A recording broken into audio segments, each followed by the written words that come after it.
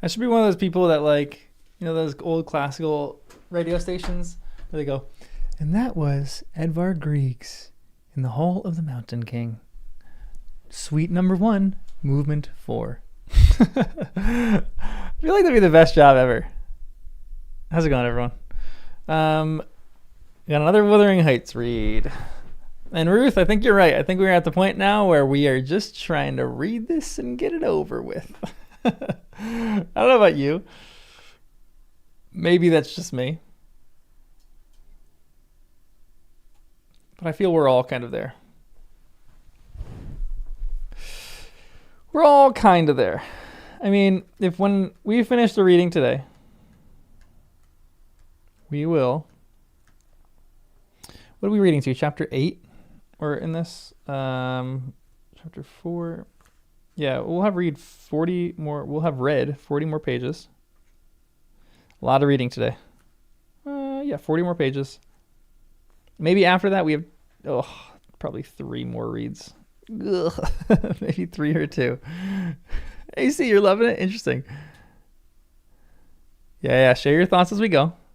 Of course. I want to hear your guys' thoughts. Unfortunately, we probably have 3 more reads after this.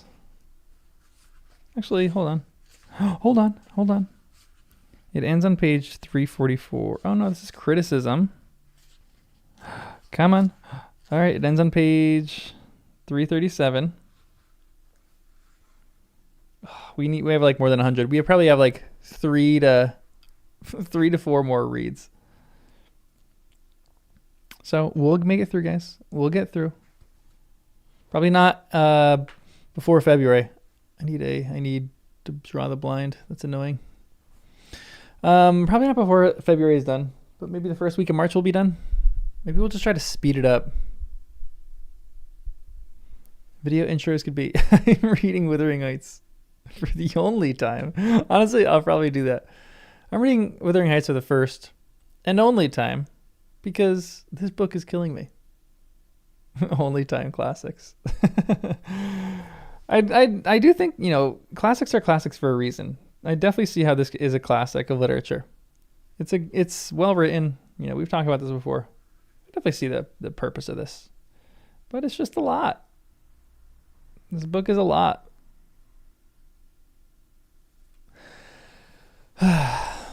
Do you love your murderer? Man. So I'm glad that chat is working again. We tried to do a stream yesterday with Game of Thrones with the first read of that, and it didn't work because chat was busted. So I'm glad chat's back. But everyone liked the stream. We're getting fewer and fewer people watching because I think fewer and fewer people are tuning into this book. I'm 99% sure we're going to do the Scarlet Pimpernel next. I think that's going to be the next read. I feel like Scarlet Pimpernel, maybe a Greek tragedy after that, then Jane Eyre. Jane Eyre's going to be in there. I don't know. Well, we just keep making decisions right after the current book that we are reading, because we need like mood shifts. Like Pride and Prejudice was really happy. I wanted to do this because of the book or because of the movie coming out, Wuthering Heights. That was a mistake. But we'll get to Jane Eyre soon.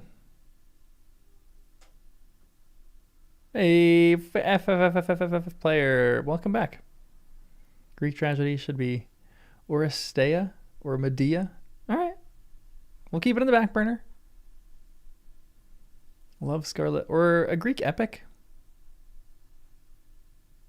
You've come to say Nelly did nothing wrong. I'm with you. I don't think Nelly did anything wrong. You're 3 minutes behind? What the heck?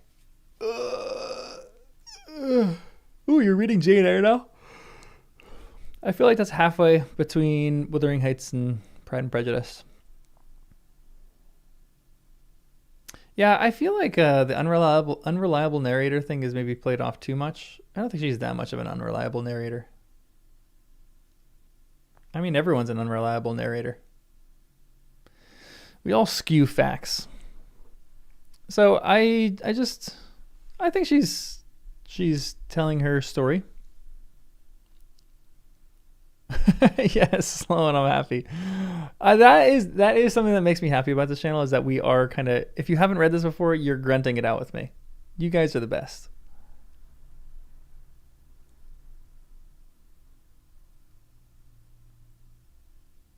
Interesting, Jane Eyre is only a small bit happier than this one. Are there characters that I actually will root for?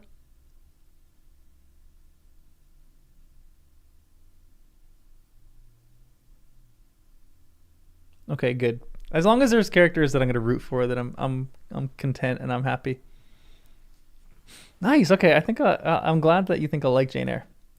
I feel like it will, because I actually kind of like a little bit depressing books, but not this depressing.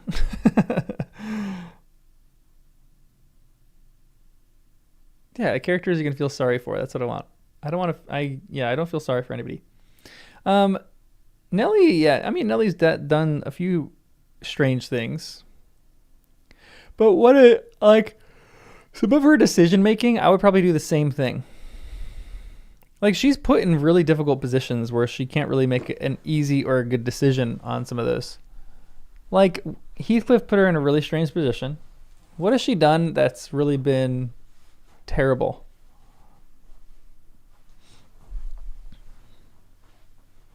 You do feel sorry for one person. Interesting. Okay. Probably one of the kids. I mean, I feel sorry for Isabella. Isabella's like a Lydia to me. Just a silly girl, runs away. But imagine, I mean,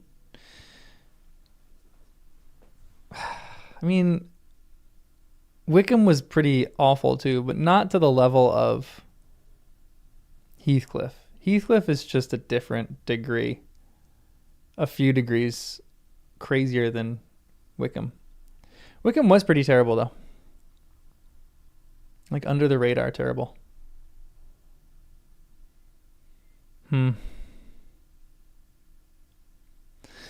Nellie was cruel. Nellie was cruel. Yeah, that's true. That's true. But I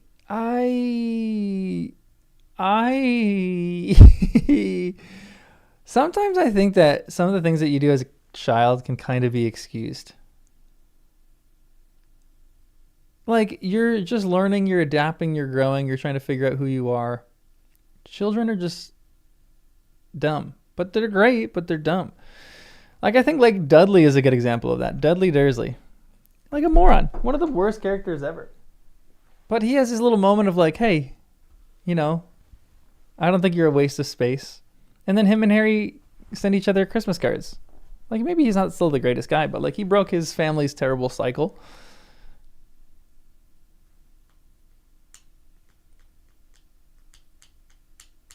I think it takes courage and intelligence to do that. And for Nellie, like, I think you want your children to be kind and like good and, you know, treat other people with compassion. But if you're in that situation, I think she's just trying to do it a little bit out of survival. Like, she has a friend. She wants to be good friends with that friend, you know?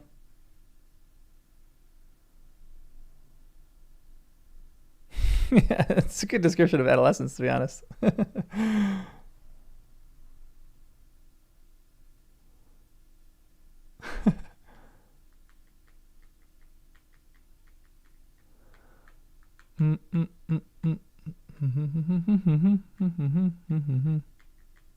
I have the Hall of the Mountain King in the Hall of the Mountain King stuck in my head now. Shouldn't have played that. Yeah, that is actually true. 2 14 to 16-year-olds beating up on a 6 to 8-year-old isn't okay. Yeah, that's valid. That's a very valid point. Was that her age when she was beating up on him?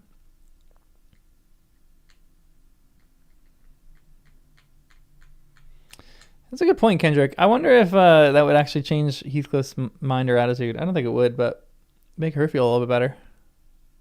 I've done my part. Said sorry. Something of what we did when we were a kid. Maybe. I don't know. I'm going to be yawny today. Anyone who likes tea should try Staycation or from Mrs. Robinson's tea shop because it's amazing. Interesting. What kind of tea is it? Yeah, maybe she wouldn't be part of the revenge plot. Heathcliff's revenge plot is just... It is just a maelstrom. He's just going he's just got to relax a little bit. All right, some of these chapters, chapter 5 is short, which is, what chapter would that be? 19?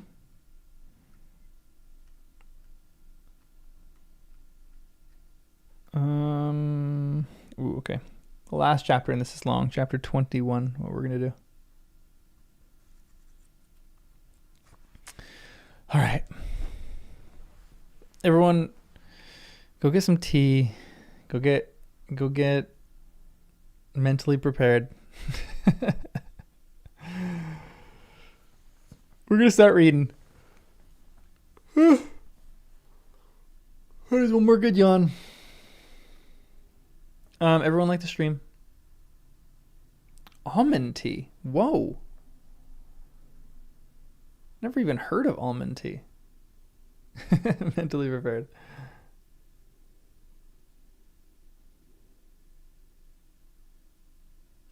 Pinching, yeah, actually, pinching is an interesting thing too. Like, what's so wrong about, I mean, like, pinching kids? Like, that's like little spats.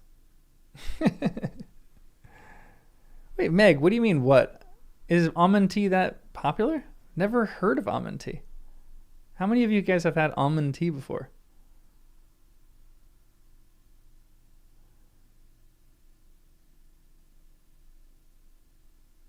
Yeah, but Sloan, that's the whole purpose of the novel. He's just so obsessed with revenge that he's willing to dive back into misery. I gotta get some almond tea then. I'm gonna get some tea from that place.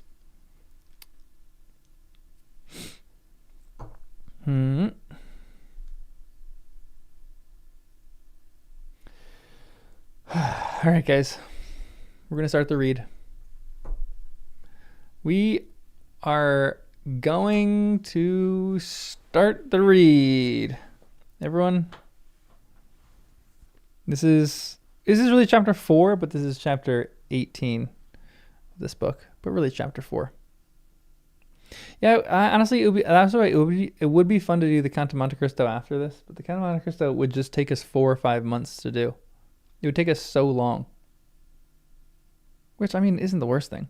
But I want to get some other smaller books in before that. We'll eventually get to it. Ooh, okay. Apple pieces, almond. Ooh. No joke, that sounds like my kind of tea. All those ingredients are like my favorites. That sounds delicious.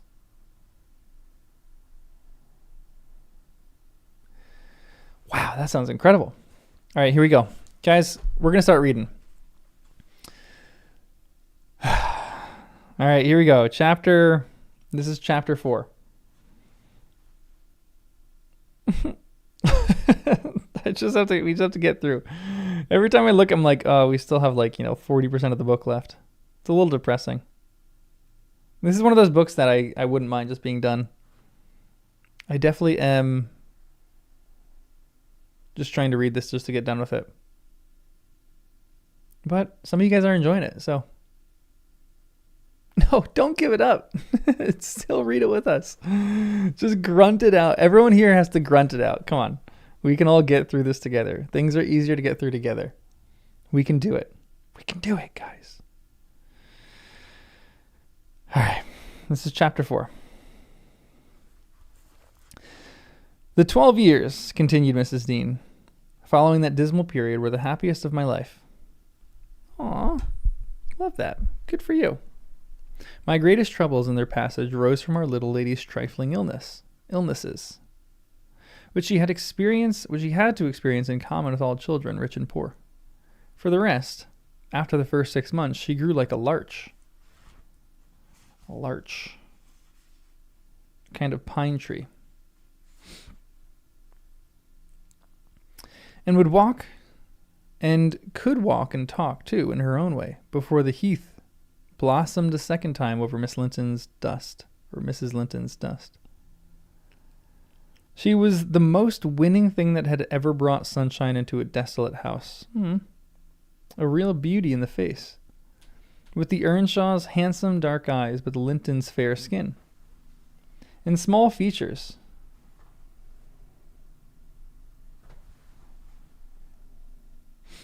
And yellow curling hair. Her spirit was high, though not rough, and qualified by a heart, sensitive and lively to excess in its affections. The capacity for intense attachments reminded me of her mother.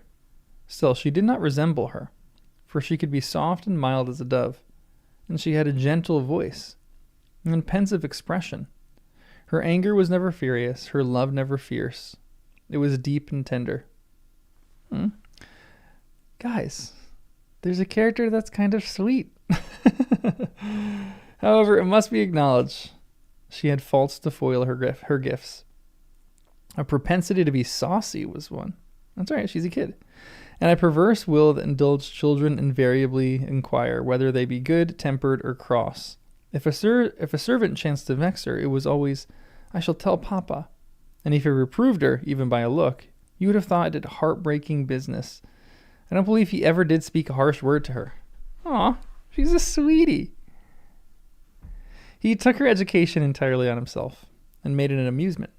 Fortunately, curiosity and a quick intellect urged her into an apt scholar.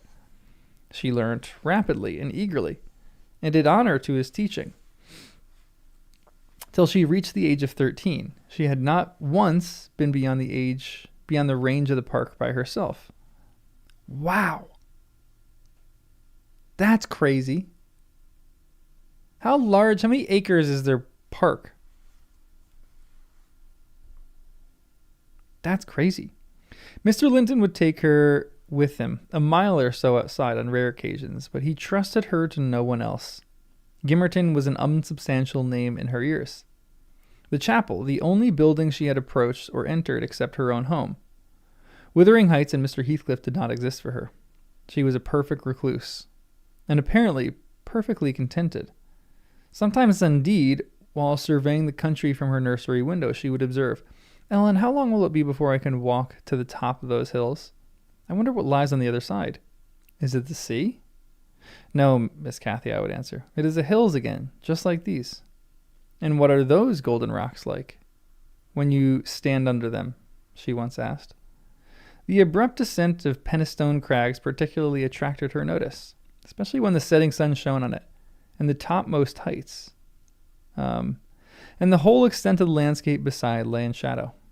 I explained that they were bare masses of stone with hardly enough earth in the clefts to nourish a stunted tree.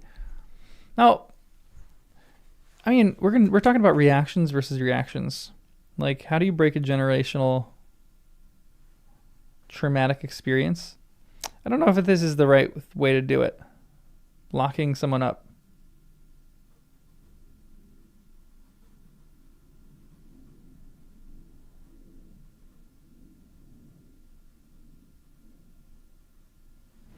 She's like a homeschooler who isn't allowed to leave home, which is a little tough. It's like a little Rapunzel, like, you know? Yeah, a caged bird that doesn't realize she's caged yet, yeah. Yeah, honestly, so that's actually a interesting point. She's not hanging out with Heathcliff, which is great. She seems like a malleable kind of person, easily influenced. But I don't know, she's a kid. Would she be fine in Heathcliff's presence? Not alone, obviously.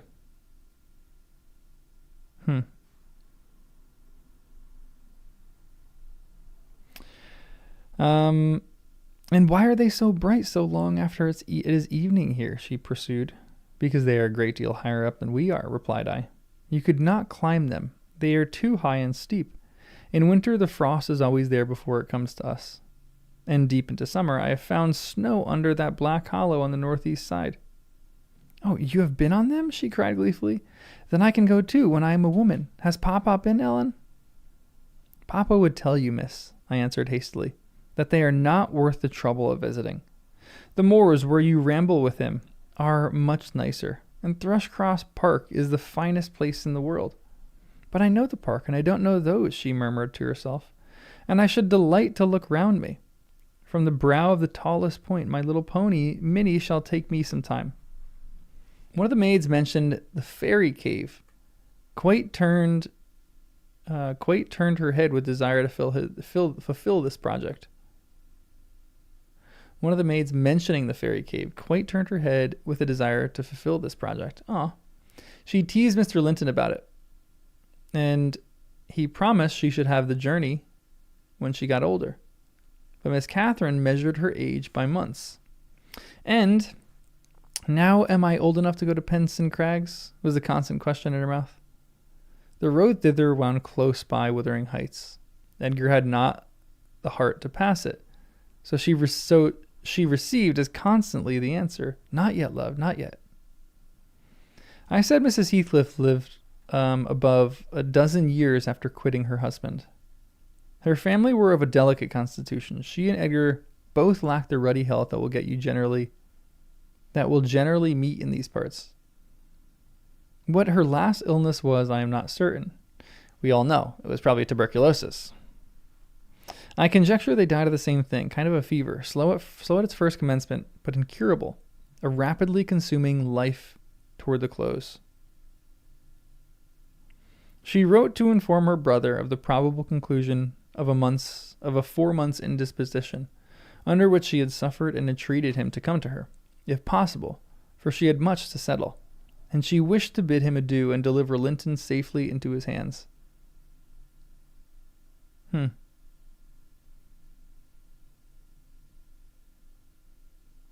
Her hope was that Linton might be left with him, as he had been with her.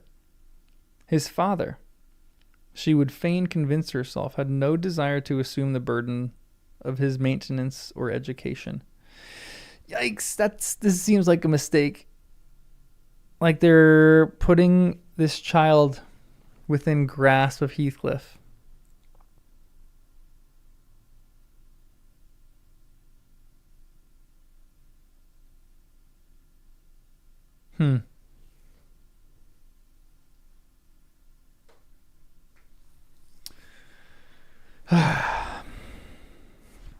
Lots of interesting questions coming up in this section so far. I know, where else could they put him? I mean, what his current situation is right now with what are these? Like, is she with anybody?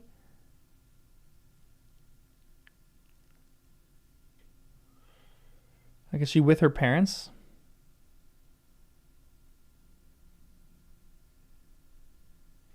I don't know where they could really put him.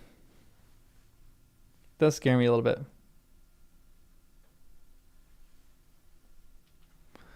Isabella's parents died of Kathy's fever. Okay. There's no such thing as parents in this novel. My master hesitated not a moment in complying with her request. Reluctant as he was to leave home at ordinary calls, he flew to answer this, commending Catherine to my particular vigilance in his absence, with reiterated orders that she must not wander out of the park, even under my escort. He did not calculate on her going unaccompanied. He was away 3 weeks. The first day or two, my charge sat into a corner of the library. Too sad for either reading or playing. In that quiet state, she caused me little trouble, but it was succeeded by an interval of impatience, fretful weariness, and being too busy, and too old then, to run up and down amusing her. I hit on a method by which she might entertain herself. I used to send her on travels round the ground, now on foot, and now on a pony, indulging her with a patient audience of all her real and imaginary friends, and when she returned. The summer shone in full prime, and she took such a taste for this solitary rambling that she often contrived to remain out from breakfast till tea. And then the evenings were spent in recounting her fanciful tales. I did not fear her breaking bounds, because the gates were generally locked, and I thought she would scarcely venture forth alone if they stood wide open. Unluckily, my confidence proved misplaced. Catherine came to me one morning at 8 o'clock and said she was that day an Arabian merchant going to cross the desert with his caravan, and I must give her plenty of provisions for herself and beasts, a horse and 3 camels, personated by a large hound and a couple of pointers. Uh-oh. I got together good stores of dainties and slung them in a basket on one side of the saddle, and she sprang up as gay as a fairy, sheltered by her wide-brimmed hat and gauze veil from the July sun, and trotted off with a merry laugh, mocking my cautious counsel to avoid galloping and come back early. The naughty thing never made her appearance at tea. One traveler, the hound, being an old dog and fond of its ease, returned, but neither Cathy nor the pony nor the 2 pointers were visible in any direction, and I dispatched emissaries down this path and that path, and at last went wandering in search of her myself. There was a laborer working at a fence around a plantation on the borders of the grounds. I inquired of him if he had seen our young lady. I saw her at morn, he replied. She would have had me cut her a hazel switch, and then she leapt her galloway over the hedge yonder, where it is lowest, and galloped out of sight. You may guess how I felt at hearing this news. It struck me directly that she may have started, or that she must have started, for Penistone Crags.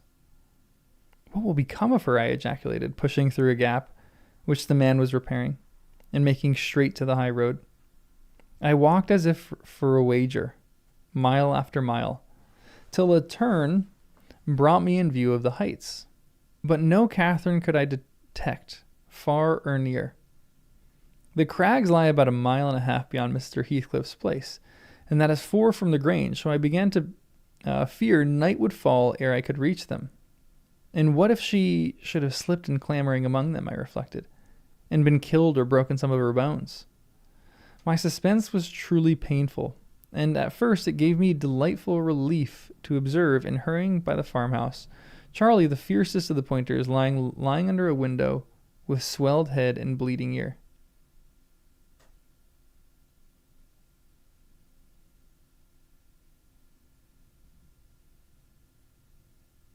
Why would they give her relief?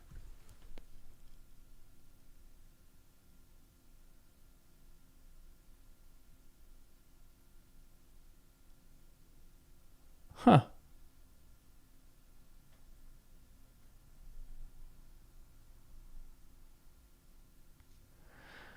Yeah, what has happened to this dog, though? Like, this dog seems like it got kicked by a horse or something. Oh, she just assumes the charge is there, too. Okay. Huh.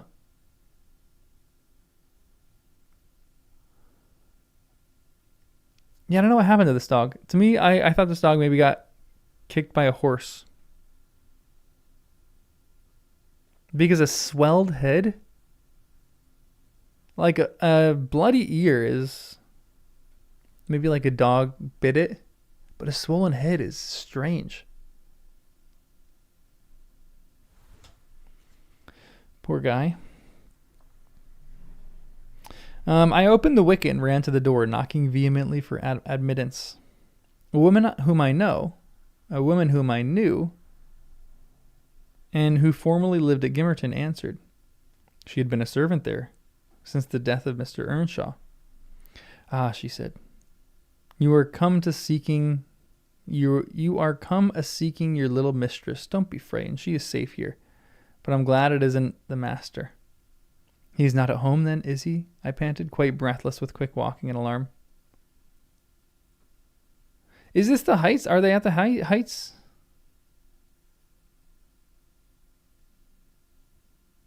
Did I miss that? So they're at Wuthering Heights now. Okay. How did I miss that? Oh, in view of the heights. There you go. Okay, gotcha. All right, so we're at the heights. Yeah, honestly, Emily Bronte's relationship with dogs, it's really fascinating. Dogs are like a good indication in this novel of either good or evil. Like, it's interesting because in the beginning, this is why I didn't trust, who's the, Mr., what's his name again? Who's the main guy? We haven't heard his name in a long time. Longborn? Something like that? Lockwood. Flint Lockwood, that's right. Lockwood. We haven't heard from him in a while, but the dogs didn't like him initially, and he was trying to be a dog person. I mean, you got to trust dogs. They got some good senses for some of these people. Longborns. I'm mixing up Pride and Prejudice in this. It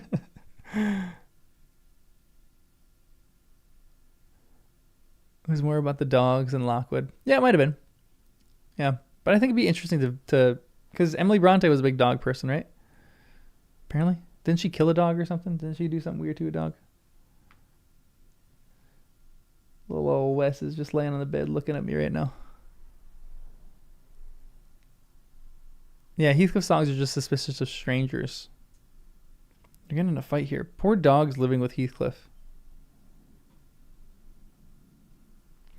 Sad.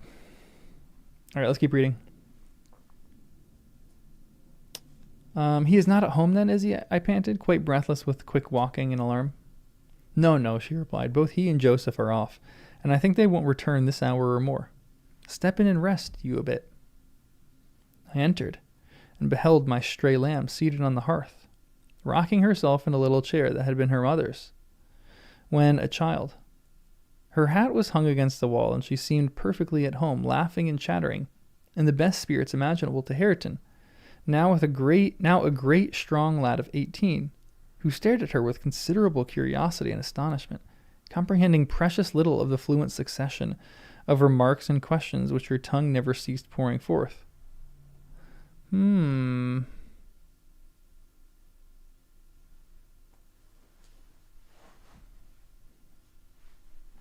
Very well, miss, I exclaimed, concealing my joy under an angry countenance. This is your last ride till Papa comes back. I'll not trust you over the threshold again, you naughty, naughty girl. Aha, Ellen, she cried gaily, jumping up and running to my side. I shall have a pretty story to tell you tonight. And so you found me out. Have you ever been here in your life before? Poor little sweet Catherine. Oh, yes, she has. Yes, she has. Put that hat on and come home at once, said I. I'm dreadfully grieved at you, Miss Cathy. You've done extremely wrong. It is no use pouting and crying. That won't repay the trouble I've had, scouring the country after you. To think how Mr. Linton charged me to keep you in, and you stealing off so. It shows you are a cunning little fox, and nobody will put faith in you any more. What have I done? Sobbed she instantly checked. Papa charged me nothing. He'll not scold me, Ellen. He's never cross like you. Come, I repeated. I'll tie the riband. Now let's have no petulance. Oh, for shame, you 13-year-olds. And such a baby. This exclamation was caused by her pushing the hat from her head and retreating to the chimney out of my reach. Nay, said the servant, don't be hard on the bonny lass, Mrs. Dean. We made her stop. She'd fain have ridden forward afeared you should be uneasy. But Hareton offered to go with her, and I thought he should. It's a wild road over the hills. Hareton, during the discussion, stood with his hands in his pockets, too awkward to speak, though he looked as if he did not relish my intrusion. How long am I to wait? I continued, disregarding the woman's interference. It will be dark in 10 minutes. Where is the pony, Miss Cathy? And where is the phoenix? The phoenix. Phenix?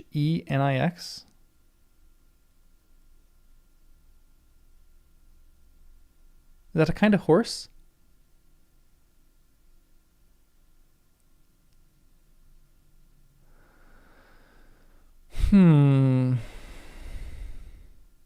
Oh, the other name of the pointer. Okay.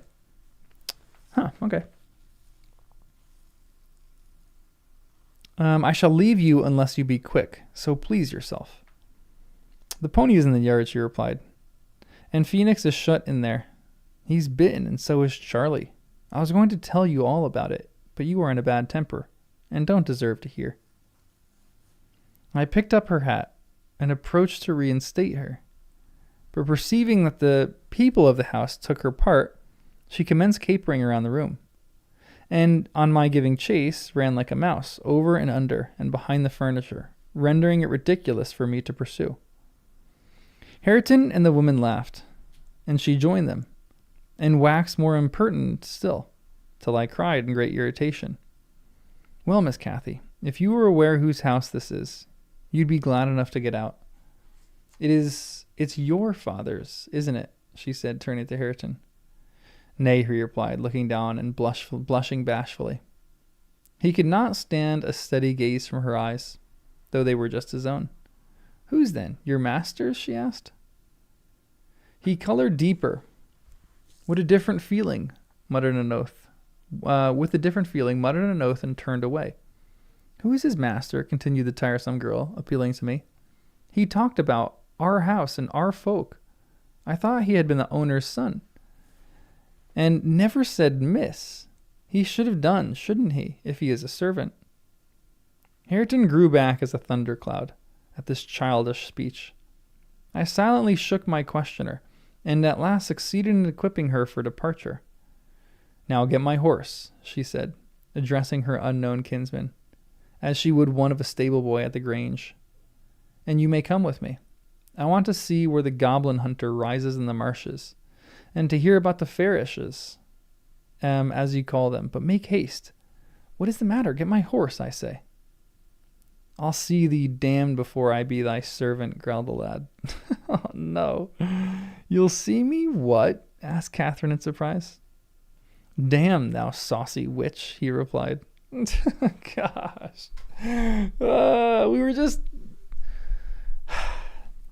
I thought we were going to turn a corner. Thou saucy witch. Yeah, he's been raised by Heathcliff. Come on. There, Miss Cathy. You see, you have got into a pretty company, I interposed. Nice words to be used to a young lady. Pray don't begin to dispute with him. Come, let us seek for Minnie ourselves and be gone. But Ellen, cried she, staring, fixed in astonishment, how dare he speak so to me? Mustn't he bade me do as I ask him? You wicked creature, I shall tell Papa what you said. Now then. Hareton did not appear to feel this threat. So the tears sprung into her eyes with indignation. You bring the pony, she exclaimed, turning to the woman, and let my dog free this moment. Softly, miss, answered the address. You'll lose nothing by being civil. Though Hareton there, be not the master's son, he's your cousin, and I was never hired to serve you. Wow, that's a little cousin drop right there. He, my cousin, cried Cathy with a scornful laugh. Yes, indeed, responded her reprover. Oh, Ellen, don't let them say such things, she pursued in great trouble. Papa is gone to fetch my cousin from London. My cousin is a gentleman's son. She stopped and wept outright, upset at the bare notion of a relationship with such a clown. Huh. Hush, hush, I whispered. People can have many cousins and all sorts, Miss Cathy, without being any the worse for it. Only they needn't keep their company if they be disagreeable and bad. He's not my cousin Ellen, she went on, gathering fresh grief from her reflection and flinging herself into my arms for refuge from the idea. Sorry, Wes came into the room. Taking a little drink. Yeah, he's been raised by Heathcliff and Joseph, which is brutal. No kid stands a chance if that's those are the two people that you're raising, or if you're being raised by those two people. You can hear Wes drinking. Good boy, buddy. You're so handsome. You gonna go take a nap? You're just staring at me. What? Go take a nap, bud. Go take a nap. Yeah, this is exactly like a 13-year-old and an 18-year-old talking. She does dialogue very good for ages. I was much vexed at her and the servant for their mutual revelations, having no doubt of Linton's approaching arrival, communicated by the former, being reported to Mr. Heathcliff, and feeling as confident that Catherine's first thought on her father's return would be to seek an explanation of the latter's assertion concerning her rude-bred kindred. Hareton recovered from his disgust at being taken for a servant, seemed moved by her distress, and having fetched the pony round to the door, he took, to propitiate her, a fine crooked-legged terrier whelp from the kennel, and putting it into her hands, bid her whist. Wished? For he meant not. Bid her hush. Okay. For he meant not. Pausing in her lamentations, she surveyed him with a glance of awe and horror, then burst forth anew. That's also a crazy thing to do when you feel like you've offended someone, to just go and get a puppy and then just go put it on her lap.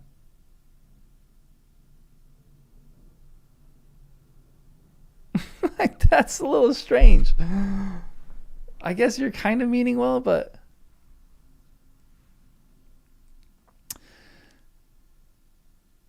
that's a little strange.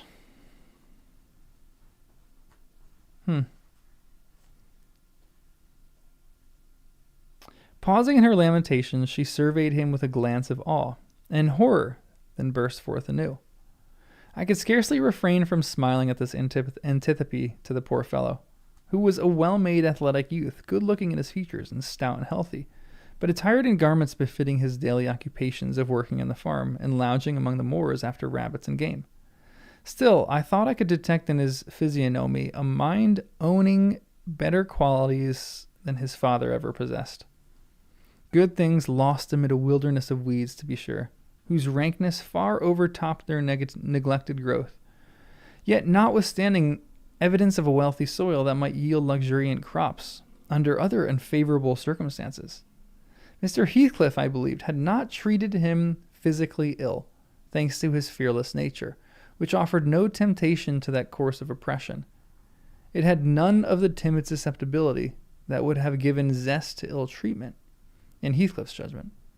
He appeared to have bent his malevolence on making him a brute. He was never taught to read or write, never rebuked for any bad habit which did not annoy his keeper, never kept a single step toward virtue, or never led a single step toward virtue, or guarded by a single precept against vice. And from what I heard, Joseph contributed much to his deterioration by a narrow-minded partiality which prompted him to flatter and pet him as a boy because he was the head of the old family. And as he had been in the habit of accusing Catherine Earnshaw and Heathcliff when children of putting the masters past his patience and compelling him to seek solace in drink by what he termed their awful ways, awful or wicked ways, so at present he laid the whole burden of Hareton's faults on the shoulders of the usurper of his property. If the lad swore, he wouldn't correct him, nor however culpable he behaved. It gave Joseph satisfaction, apparently, to watch him go the worst lengths. He allowed that he was ruined, that his soul was abandoned to perdition. But then he reflected that Heathcliff must answer for it. Hareton's blood would be required by his hands. And there lay immense consolations in that thought. Joseph had instilled into him a pride of name, and his lineage he would, had he dared, have fostered hate between him and the present owners of the heights. But his dread of that owner amounted to superstition, and he confined his feelings regarding him to muttered innuendos and private combinations. Interesting. This is like a reversal of Hareton living Heathcliff's life. Because now Hareton's father mistreated Heathcliff. Now Heathcliff is mistreating Hareton's son, and Hareton is acting the same as Heathcliff is. I wonder if he's like plotting revenge.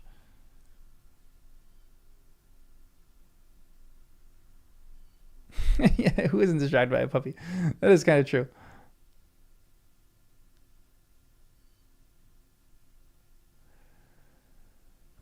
Yeah, so he's got like good qualities in the midst of some rougher ones. Strange though. Strange little kid.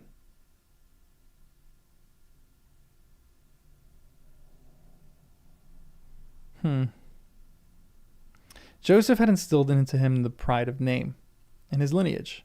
He would, had he dared, have fostered hate between him and the present owner of the heights. But his dread of that owner amounted to superstition, and he confined his feelings regarding him to muttered innuendos and private combinations. I already read that. I don't pretend to be innately acquainted with the mode of living customary in those days at Wuthering Heights. I only speak from hearsay, for I saw little. The village affirmed Mr. Heathcliff was near. Parsimonious. Near mean parsimonious mean? And a cruel, hard landlord to his tenants. But the house inside had regained its ancient aspect of comfort under female management. And the scene of riot common in Hindley's time were not now enacted within its walls. The master was too gloomy to seek companionship with any people, good or bad. And he is yet. This, however, is not making progress with my story. Miss Cathy rejected the peace offering of the terrier and demanded her own dogs, Charlie and Phoenix. They came limping and hanging their heads, and we set out for home, sadly out of sorts, every one of us. I could not wring from that little lady how she had spent the day, except that, as I supposed, the goal of her pilgrimage was Penistone Crags, and she arrived without adventure to the gate of the farmhouse, when Hareton happened to issue forth, attended by some canine followers who attacked her train. They had a small battle before the owners could separate them. That formed an introduction.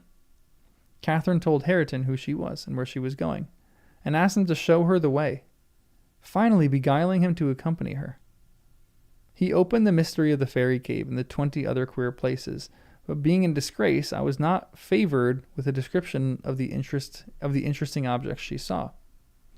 I could gather, however, that her guide had been a favorite till she hurt his feelings by addressing him as a servant, and Heathcliff's housekeepers hurt hers by calling him her cousin.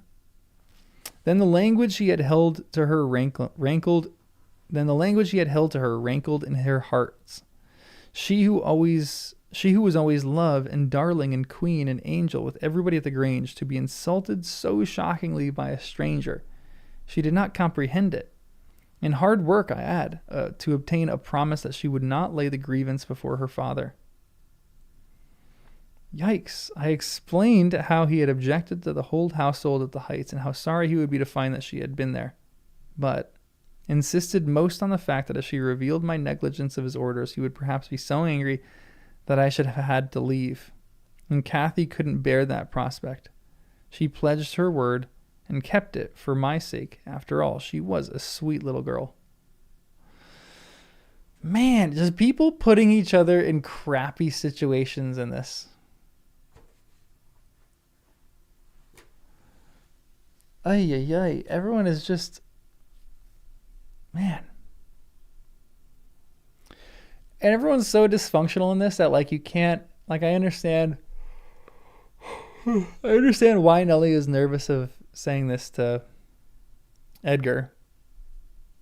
Like, everyone is just dysfunctional. We just need some honesty and some normal functioning human beings in this novel. But little Catherine's my favorite. She's way too naive. She's not being raised right, but she has a sweetness about her that I kind of like. I feel like that's going to get ruined in the next few chapters, unfortunately, but we'll see.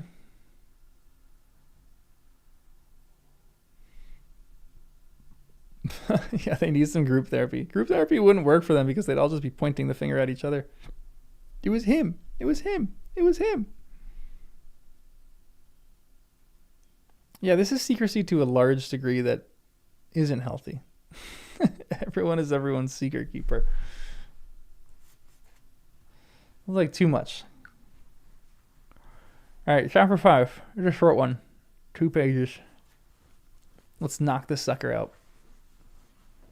And it's interesting. There's like the little element of mythicness in this. Talking about the fairy caves and stuff like that. It's kind of fun.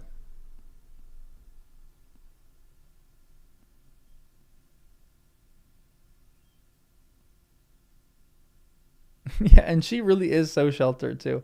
Totally agree with that. Like, it's the idea, like, how do you raise a kid like this? You can't raise them in isolation. And it's like one person is being isolated and being doted on, and the other person is being isolated and neglected, or, like, you know, taught terrible things. So who knows? These people are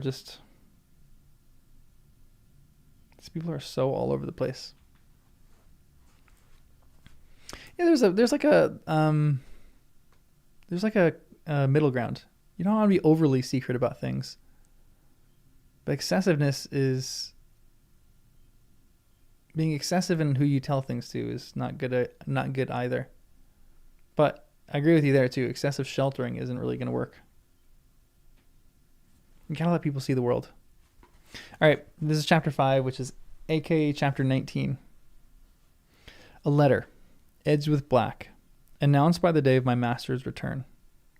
Isabella was dead, and he wrote to bid me to get mourning for his daughter, and arrange a room and other accommodations for his youthful nephew.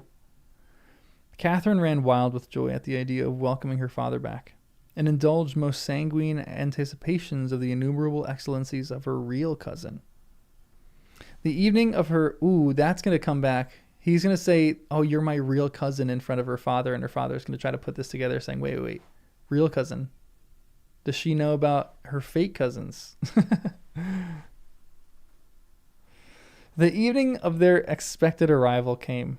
Since the early morning she had been busy ordering her own small affairs, and now, attired in her new black frock, poor thing. Her aunt's death impressed her with no definite sorrow. She obliged me by constant worrying to walk with her down through the grounds to meet them. Linton is just 6 months younger than I am, she chattered, as we strolled leisurely over the swells and hollows of mossy turf under the shadow of trees. How delightful it will be to have him up for a playfellow. Aunt Isabella sent Papa a beautiful lock of his hair. It was lighter than mine, more flaxen, and quite as fine. I have it carefully preserved in a little glass box, and I've often thought what pleasure it would be to see its owner. Oh, I am happy. And Papa, dear, dear Papa. Come, Ellen, let us run. Come on, come run. She ran and returned and ran again, many times before my sober footsteps reached the gate. And then she seated herself on the grassy bank beside the path and tried to wait patiently, but that was impossible. She couldn't be still a minute. How long are they? She exclaimed. Ah, I see some dust on the road. They are coming. No, when will they be here? May we not go a little way, half a mile, Ellen, only just half a mile? Do say yes to that clump of birches at the turn. I refused staunchly, and at length her suspense was ended. The traveling carriage rolled in sight. Miss Cathy shrieked and stretched out her arms as soon as she caught her father's face looking from a window. He descended, nearly as eager as herself, and a considerable interval elapsed ere they had thought to spare for any but themselves. While they exchanged caresses, I took a peep in to see after Linton. He was asleep in a corner, wrapped in a warm fur-lined coat, as if it had been winter. A pale, delicate, effeminate boy, who might have been taken for my master's younger brother. So strong was a resemblance, but there was a sickly peevishness in his aspect that Edgar Linton never had. The latter saw me looking, and having shaken hands, advised me to close the door and leave him undisturbed, for the journey had fatigued him.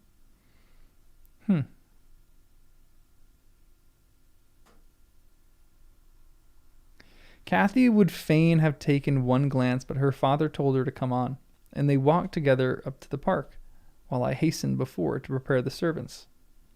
Now, darling, said Mr. Linton, addressing his daughter as they halted to the bottom of the front steps, your cousin is not so strong or so merry as you are, and he has lost his mother, remember, a very short time since. Therefore, don't expect him to play and run about with you directly, and don't harass him much by talking. Let him be quiet this evening, at least, will you? Yes, yes, Papa, answered Catherine, but I do want to see him. And he hasn't once looked out. The carriage stopped, and the sleeper, being roused, was lifted to the ground by his uncle. This is your Cathy, Linton, he said, putting their little hands together. She's fond of you already. And mind you don't grieve her by crying tonight. Try to be cheerful now. The traveling is at an end, and you have nothing to do but rest and amuse yourself as you please. Let me go to bed then, answered the boy, shrinking from Catherine's salute. And he put his fingers to his eyes to remove incipient tears. Man, this is tough for this kid. Yeah, we got another sick person, but I feel bad for this kid.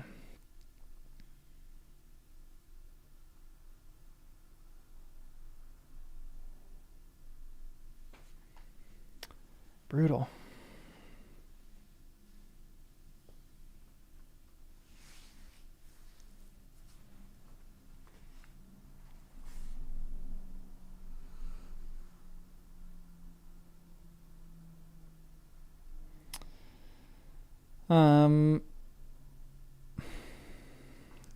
Come, there's a good child, I whispered, leading him in. You'll make her weep too. See how sorry she is for you. I do not know whether it were sorrow for him, but his cousin put on a sad countenance as himself and returned to her father. All three entered and mounted to the library where tea was laid ready. I proceeded to remove Linton's cap and mantle and place him on a chair by the table, but he was no sooner seated than he began to cry afresh. My master inquired what was the matter. I can sit on a chair, sobbed the boy. I can't sit on a chair, sobbed the boy. Go to the sofa then, and Ellen shall bring you some tea, answered his uncle patiently.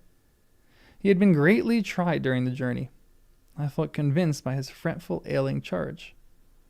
Linton slowly trailed himself off and lay down. Cathy carried a footstool and her cup to his side. At first she sat silent, but that could not last. She had resolved to make a pet of her little cousin, as she would have had him to be, and she commenced stroking his curls and kissing his cheek and offering him tea in a saucer like a baby. This pleased him, for he was not much better. He dried his eyes and lighted into a faint smile. That's kind of cute. Oh, he'll do very well, said the master to me, after watching them a minute. Very well, if we can keep him, Ellen. The company of a child of his own age will instill a new spirit into him soon, and by wishing for strength he'll gain it. If we can keep him, I mused to myself. The sore misgivings came over that there was a slight hope of that. And then I thought, however will that weakling live at Wuthering Heights between his father and Hareton? What playmates and instructors they'll be. Man, our doubts were presently decided, even earlier than I expected. I had just taken the children upstairs, after tea was finished, and seen Linton asleep. He would not suffer me to leave him till that was the case. I had come down, and was standing by the table in the hall, lighting a bedroom candle for Mr. Edgar, when a maid chief stepped out of the kitchen and informed me that Mr. Heathcliff's servant Joseph was at the door and wished to speak with his master. No! I shall ask him what he wants first, I said in considerable trepidation. A very unlikely hour to be troubling people, and the instant they have returned from a long journey. I don't think the master can see him. Joseph had advanced through the kitchen as I uttered these words, and now presented himself in the hall. He was donned in his Sunday garments with his most sanctimonious and sourest face, and holding his hat in one hand, and his stick in the other, he proceeded to clean his shoes on the mat. Good evening, Joseph, I said coldly. What business brings you here tonight? It's Master Linton, mun spake tool, he answered, waving me disdainfully aside. Mr. Linton is going to bed unless you have something particular to say. I'm sure he won't hear it now, I continued. You had better sit down in there and entrust your message to me. Which is the room? Pursued the fellow, surveying the range of closed doors. I perceived he was bent on refusing my meditation. So very reluctantly, I went to the library and announced the unseasonable visitor, advising that he should be dismissed till the next day. Mr. Linton had no time to empower me to do so, for he mounted close at my heels and, pushing into the apartment, planted himself at the far end of the table, with his two fists clapped on the head of his stick, and began in an elevated tone as if anticipating opposition. Heathcliff has sent me for his lad. On all mutton go back bought him. So I'm guessing that's like he shouldn't go back with him. Already? Come on. Edgar Linton was silent a minute, and an expression of exceeding sorrow overcast his features. He would have pitied the child on his own account, but recalling Isabella's hopes and fears and anxious wishes for her son, and her commendations of him to his care, he grieved bitterly at the prospect of yielding him up, and searched his heart how it might be avoided.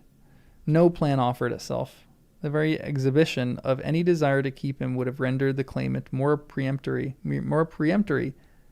There was nothing left but to resign him. However, he was not going to rouse him from sleep.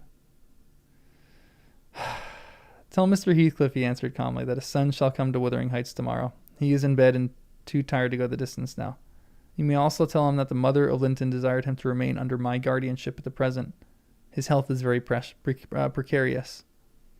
No, said Joseph, giving a thud with this prop on the floor and assuming an authoritative air. No. That means note. Heathcliff Max... Ay, Joseph, you are killing me.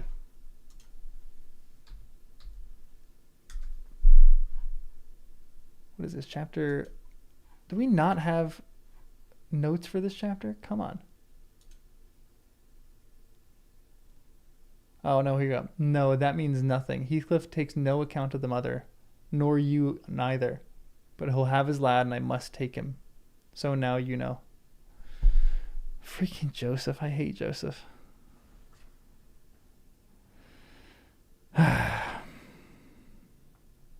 You shall not tonight, answered Linton decisively. Walk downstairs at once and repeat to your master what I have said. Ellen, show him down. Go. And aiding the indignant elder with a lift by the arm, he rid him of the room and closed the door. Ver weel, shouted Joseph as he slowly drew off. To morn. He's come hisselin unthrust him at if yar dur. Joseph's speech is ridiculous.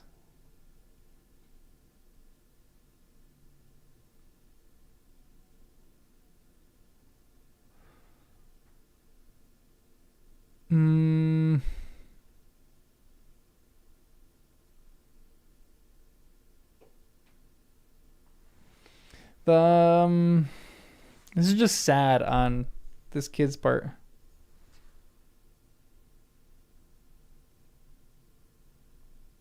What's this kid's name again?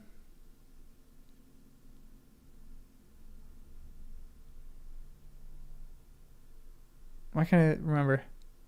Yeah, we need some restraining orders. Now, restraining orders are just for romantic relationships. You need protective orders. At least that's what it is in my... Yeah, Linton. Okay, Linton. I was not thinking Mr. Linton, but this is Linton Heathcliff. Okay. So he's going to die. He's going to go to this place and die in a year or two.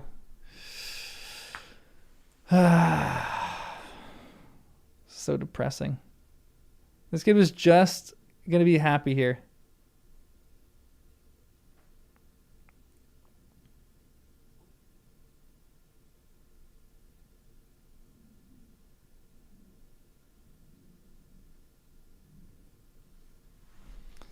Son of a gun. All right, let's read the next chapter. The next chapter is kind of short too, but then the last chapter is long. The next chapter, last chapter is like 20 pages. But we're trucking along, guys. We're getting through this.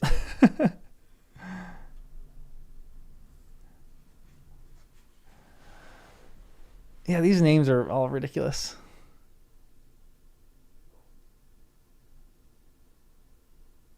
Yeah, I feel like Heathcliff's just going to cheat everyone of inheritance. That's my guess. He's figured out ways to do this. Or he's going to get like, yeah, I don't know. We'll figure this out. All right. What is this? Chapter 20? Chapter 20. To obviate the danger of this threat being fulfilled, Mr. Linton commissioned me to take the boy home early on Catherine's pony, and said he... As well shall now have no influence over his destiny. As we shall have now no influence over his destiny, good or bad, you must say nothing of where he is gone to my daughter. She cannot associate with him hereafter, and it is better for her to remain in ignorance of his proximity, lest she should be restless and anxious to visit the heights. Merely tell her his father sent for him suddenly, and he is obliged to leave us. Linton was very reluctant to be roused from his bed at 5 o'clock, and astonished to be informed that he must prepare for further traveling. But I softened off the matter by stating that he was going to spend some time with his father, Mr. Heathcliff, who wished to see him so much he did not like to defer the pleasure till he returned, or till he should recover from his late journey.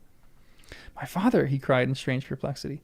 Mama never told me I had a father. Where does he live? I'd rather stay with Uncle. Cute. He lives a little distance from the Grange, I replied, just beyond those hills. Not so far, but you may walk over here when you get hearty, and you should be glad to go home and to go see him. You must try to love him as you did your mother, and then he will love you. I don't know about that. But why have I not heard of him before? Asked Linton. Why didn't Mama and he live together, as people do? He had business to keep him in the north, I answered, and your mother's health required her to reside in the south. And why didn't Mama speak to me about him? Persevered the child. She often talked of Uncle, and I learnt to love him long ago. How am I to love a papa? I don't know him. Oh, all children love their parents, I said. Your mother, perhaps, thought you would want to be with him if she mentioned him to you. Let us make haste. An early ride on such a beautiful morning is much preferable to an hour's more sleep. Is she to go with us? He demanded. The little girl I saw yesterday? Not now, I replied. Is Uncle? He continued. No, I shall be your companion there, I said. Linton sank back into his pillow and fell into a brown study. I won't go without Uncle, he cried at length. I can't tell you where you mean to take me.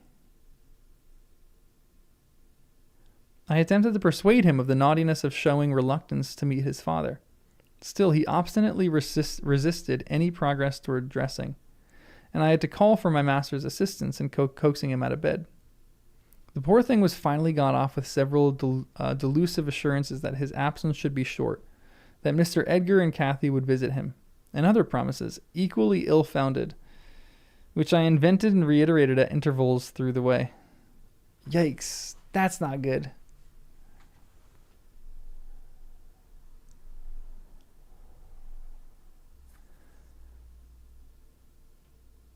What does Nellie do in that point, though?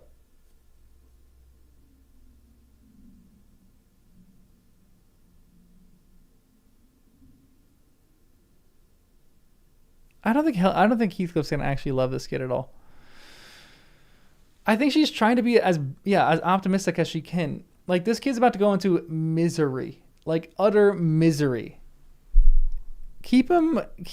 Like, you can't really prepare him for it. You can't be like, hey, look, I'm about to bring you to your father, who is the most miserable person on this earth, and he's about to take you, and we can't do anything about it. How do you say that? She can't say that. Like, I think that she's doing the best that she can. Because I don't think you want to be vague about it. Yeah, honestly, Ruth, that's decent. Yeah, Isabella should have explained it, but here we are. Honestly, I like, it's sad. I wish Isabella should have just lived another 5 years till he's an adult and could have just done whatever he needed to do there. Selfish on Isabella to die. No, I'm just kidding. But if I was Isabella too, I probably wouldn't mention an abusive father. Or an abusive husband. Isabella's trying to do what I think is maybe not the right thing to do in this, but Isabella's trying to break a generational cycle. She's like, I am cutting this off. We're going to talk about your uncle. I'm not going to talk about his father at all. He's not going to desire for his father. He's not going to even know that there is a father. But I don't know if you tell a child that. Like, you tell a kid that when they're getting of age. Maybe Isabella was about to tell him that. Maybe she should have told him on the deathbed. Yeah, maybe he could have apprenticed somewhere. Honestly, I don't think Nellie's wrong necessarily to do this. I think this is what a lot of us would do. It is like, a lie, but I think that you're doing the best that you can right now, because you don't want this kid to go into absolute hysterics. But maybe be brave in this would have been a better response.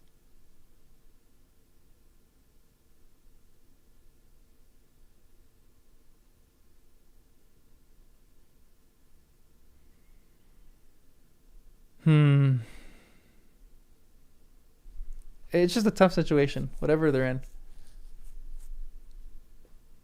Yeah, he's anything but brave, this kid. Yeah, it's such a good question. What do you do in this situation?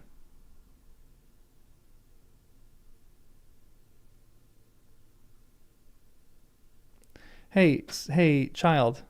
I'm gonna bring you to your father. Your father will probably hate your guts and will probably use you to harm my master. He's just gonna use you and abuse you, and I think you should be brave and put on a good face for this. Like, this kid is just going into the little demon's nest over here. And authorities aren't gonna do anything. They don't live in society today. Like, yeah, you can probably do that. Even in society today, they probably still prefer the father. Like, they're like, CPS isn't really going to be like, okay, let's really look into the father's life. They're just going to go once and see that this guy has a house, can maybe come across as normal.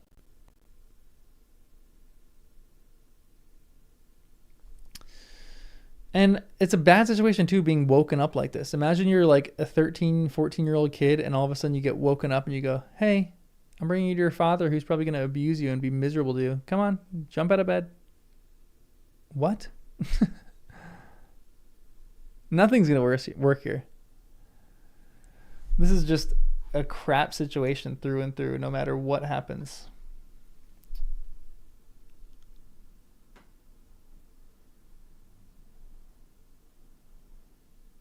Yeah, and he's going to die. He's going to die in this place.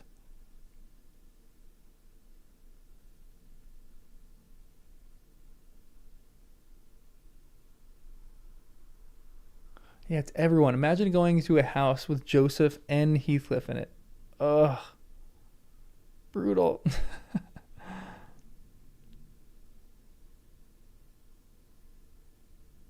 Ooh, Sloane, I love that idea. Edgar needs to be brave in this. That's the way. Edgar. Oh, that's the way. Edgar needs to do that. But the only thing is, he's not really consumed or concerned with this girl. He's concerned with his own daughter and protecting his own daughter. That's why he's like, we're going to send this kid away. This kid to Edgar is nothing. This kid to Edgar is like, let's send him back there. I don't really care about them. I only care about protecting my own daughter from Heathcliff. So he is a bit cowardly here. Like, he doesn't really care for this kid. He should. And he should say, we're going to challenge Heathcliff to a duel. And we're going to get him out of here. Yeah, Edgar can't do anything legally, but do you take matters into your own hands? What do you do here? Rough.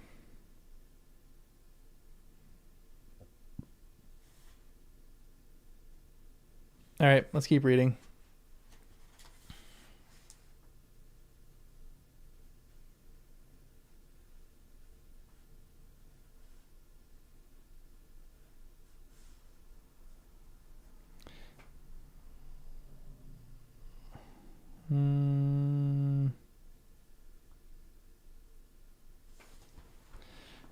Edgar just needs to not be cowardly. Interesting. Duels were illegal then? Man, this is just the worst situation. There's no easy way to do this. Like, Because you like, there's a point to it where you can be like, hey, you should take justice into your own hands, but that never works. Like that's what Heathcliff thinks he's doing. He thinks he's taking justice into his own hands.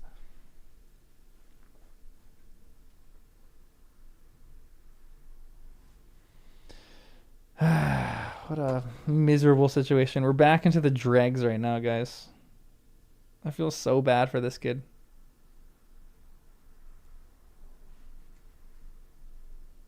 Dang, this sucks. Man.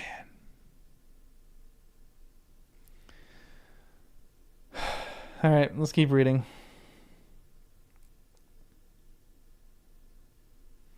The pure heather-scented air and the bright sunshine and the gentle canter of Minnie relieved his despondency. After a while, he began to put serious questions concerning his new home and its inhabitants, with great interest and liveliness. Is Wuthering Heights as pleasant a place as Thrushcross Grange? He inquired, turning to take a last glance into the valley, where a light mist mounted and formed fleecy clouds onto the skirt of blue. It is not so buried in trees, I replied, and it is not quite so large, but you can see the country beautifully all around, and the air is healthier for you, fresher and drier. What a lie. That place is a big mold bucket. You will perhaps think the building is old and dark at first, though it is a respectable house, the next best in the neighborhood, and you will have nice rambles on the moors.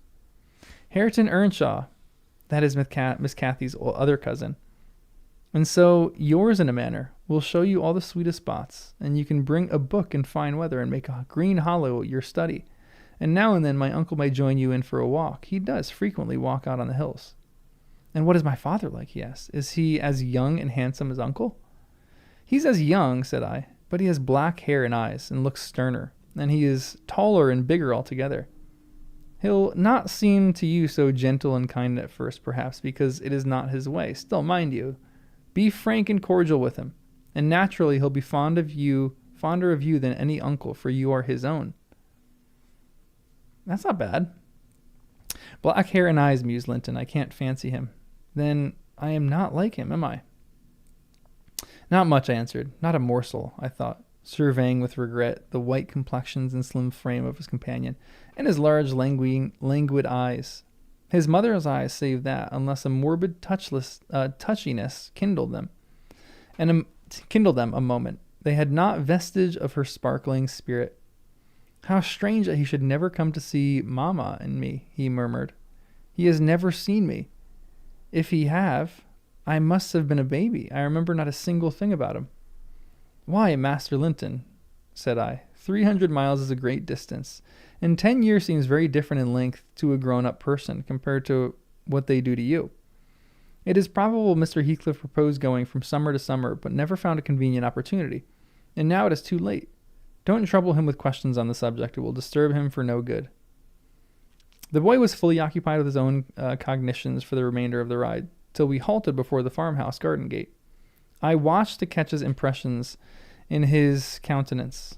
He surveyed the carved front and low-browed lattices, the straggling gooseberry bushes and crooked firs with solemn intentness, and then shook his head. His private feelings entirely disproved the exterior of his new abode, but he had sense to postpone complaining.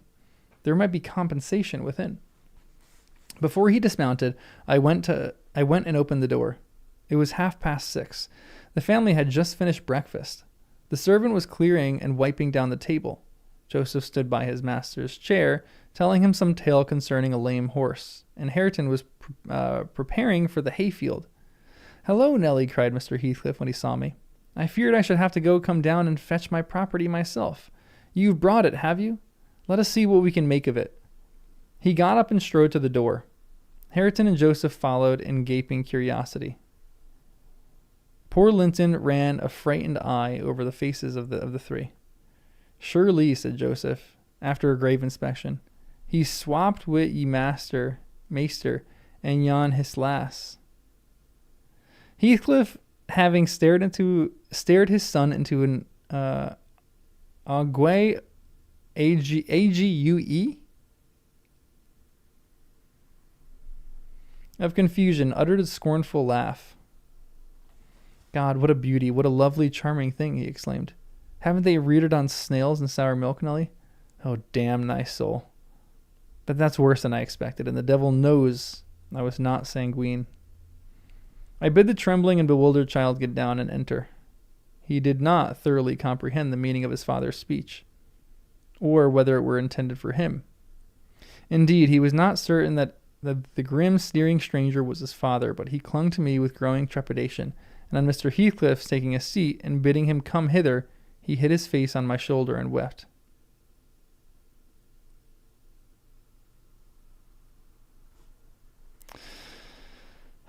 Tut, tut, said Heathcliff, stretching out a hand and dragging him roughly between his knees, and then holding up his head by the chin. None of that nonsense.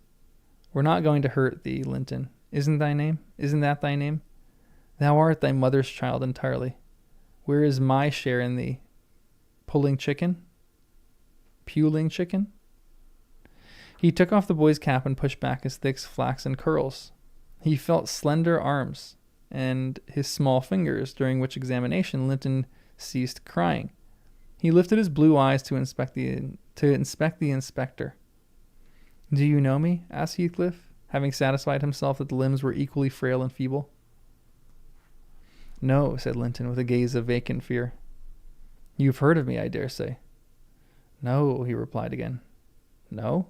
What a shame of your mother, never to awaken your filial regard for me. You are my son, then, I'll tell you, and your mother was a wicked slut to leave you in ignorance of the sort of father you possessed. Now don't wince and color up, though it is something to see you have not white blood. Be a good lad, and I'll do for you. Nelly, if you be tired, you may sit down. If not, get home again.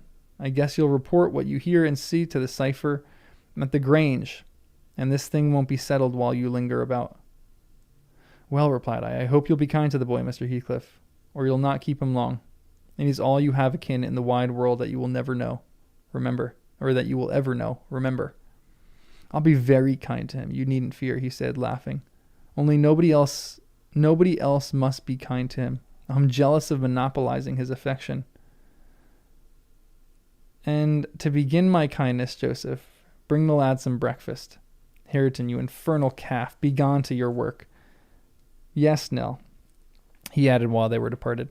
My son is prospective owner of your place, and I should not wish him to die till I was certain of being his successor. Oh, yikes.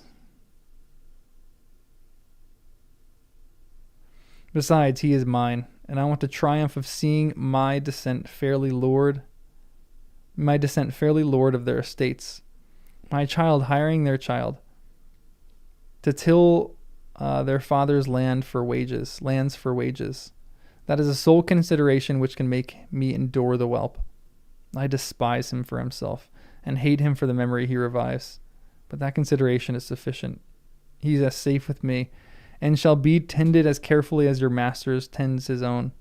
I have room upstairs, furnished for him in a handsome style. I've engaged a tutor, also, to come 3 times a week from 20 miles distance to teach him what he pleases to learn.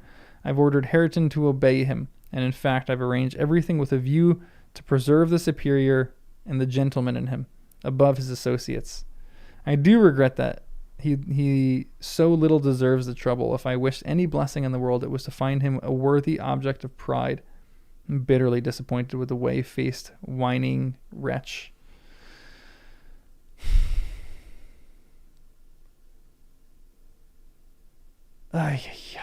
So he's just using this kid. He just gets worse. Every time he's on the page, I just want to rip his head off.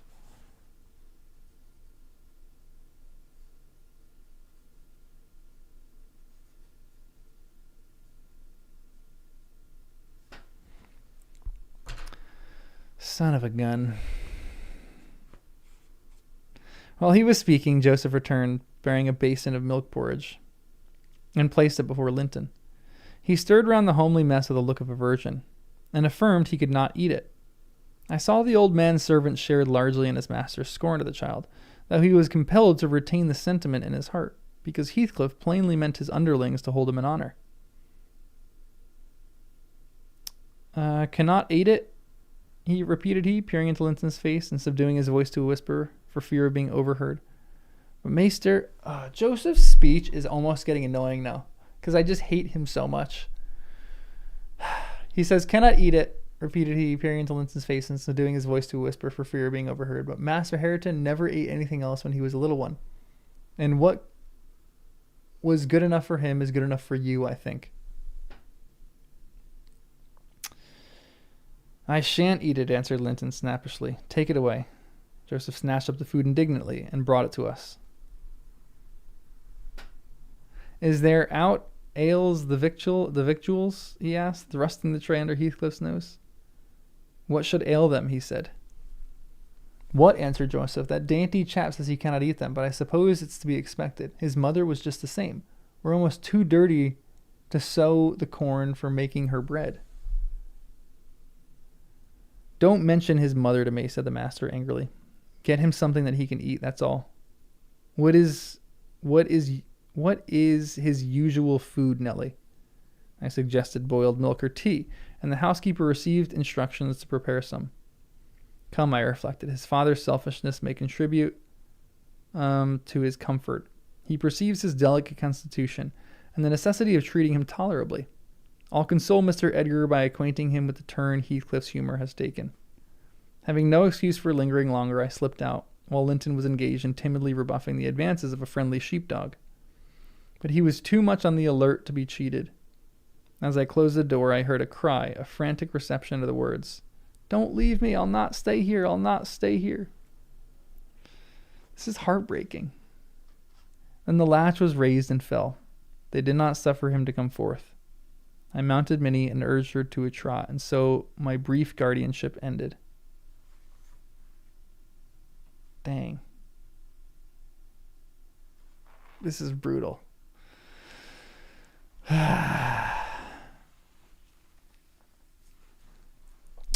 I hate these characters so much. I just hate Heathcliff. Feel so sorry for Linton.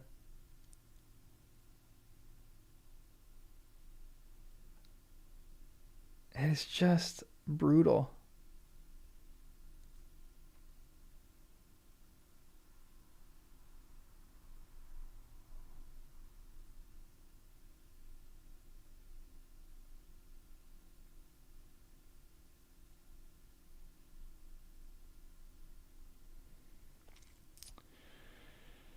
Ay, ay, ay, ay, ay.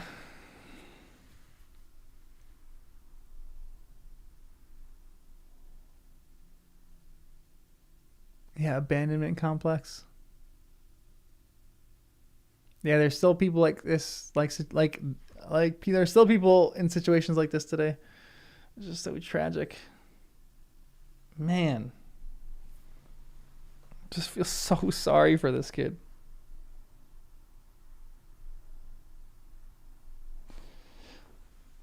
Like and the sad thing is there's really nothing that you can do.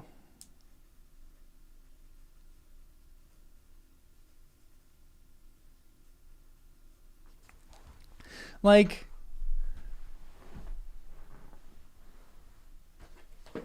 maybe the fact is true that that Heathcliff is more bark than bite, and maybe if Edgar had a backbone, he'd be able to go into there and be like, "You're not taking this child.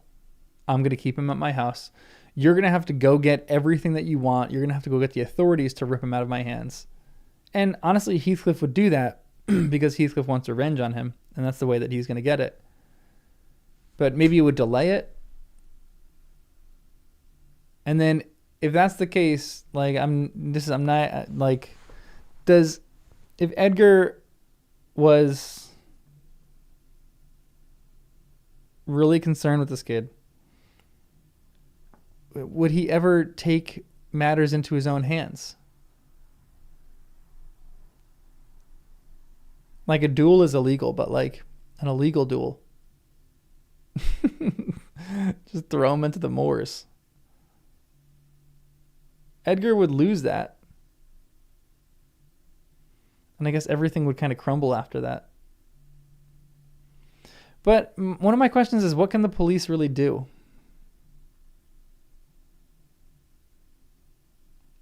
Yeah, there's no authorities. So like I don't think they could do anything. Even like Child Protective Services now, they would go into this and that they would essentially see that maybe not dysfunction, but he'd probably like, be fine. This is like foster care people. They like look sometimes and they're like, oh, they have a house. That's good enough. We need people. They're essentially like, we can create an issue for ourselves or just let things play out. And they're probably just be like, let's let things play out. Yeah, Heathcliff does seem like a Rasputin type. You'd shoot him 20 times and he'd still feel alive. Yeah, and I'm with you too, Kathy. I think the law does insist that he stays with the father. So there's like nothing that you can do unless Edgar just wants to take matters into his own hands, which I don't think is the way to do it either.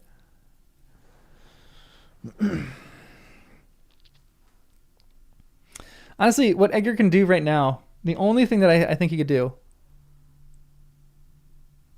when you send Joseph back, you take your whole household and you say, we're leaving tonight. We're leaving. We're going to London. We're out. And go. And just leave. Just abandon everything. Just do an immediate leave in the night. And don't have anything to do with him.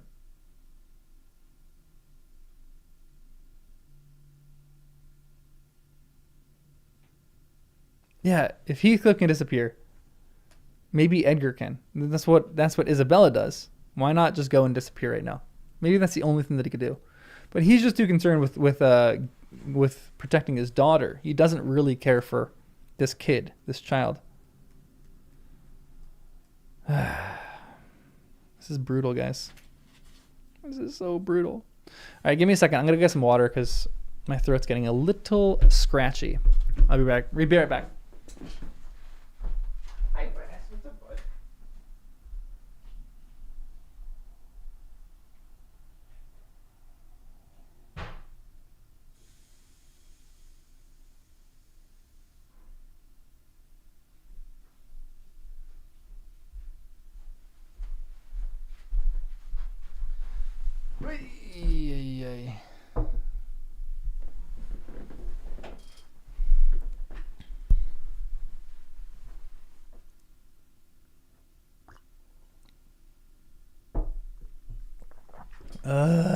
This book is brutal.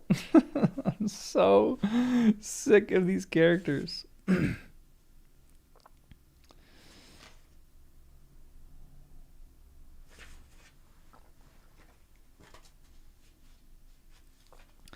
right. Chapter 7, which is chapter 21.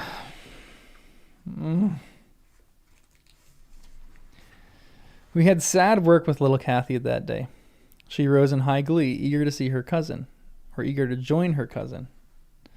And such passionate tears and lamentations followed the news of his departure that Edgar himself was obliged to soothe her by affirming he should come back soon. He added, however, if I can get him. And there were no hopes of that. The promise poorly pacified her. But time was more potent, and though still at intervals she inquired of her father when Linton would return, before she did see him again, his features had waxed so dimly in her memory that she did not recognize him. When I chanced to encounter the housekeeper of Wuthering Heights in paying business visits to Gimmerton, I used to ask how the young master got on, for he lived almost as secluded as Catherine herself, and was never to be seen. I could gather from her that he continued in weak health, and was a tiresome inmate. She said Mr. Heathcliff seemed to dislike him ever longer and worse, though he took some trouble to conceal it. He had an antipathy to the sound of his voice, and could not do at all with his sitting in the same room with him many minutes together. There seldom passed much talk between them. Linton learnt his lessons and spent his evenings in a small apartment they called a parlor, or else lay in the bed all day, for he was constantly getting colds and coughs and aches and pains of some sort. And I never knew such a faint-hearted creature out of the woman, nor one so careful of Hisseln. Looks like there's a typo on my book.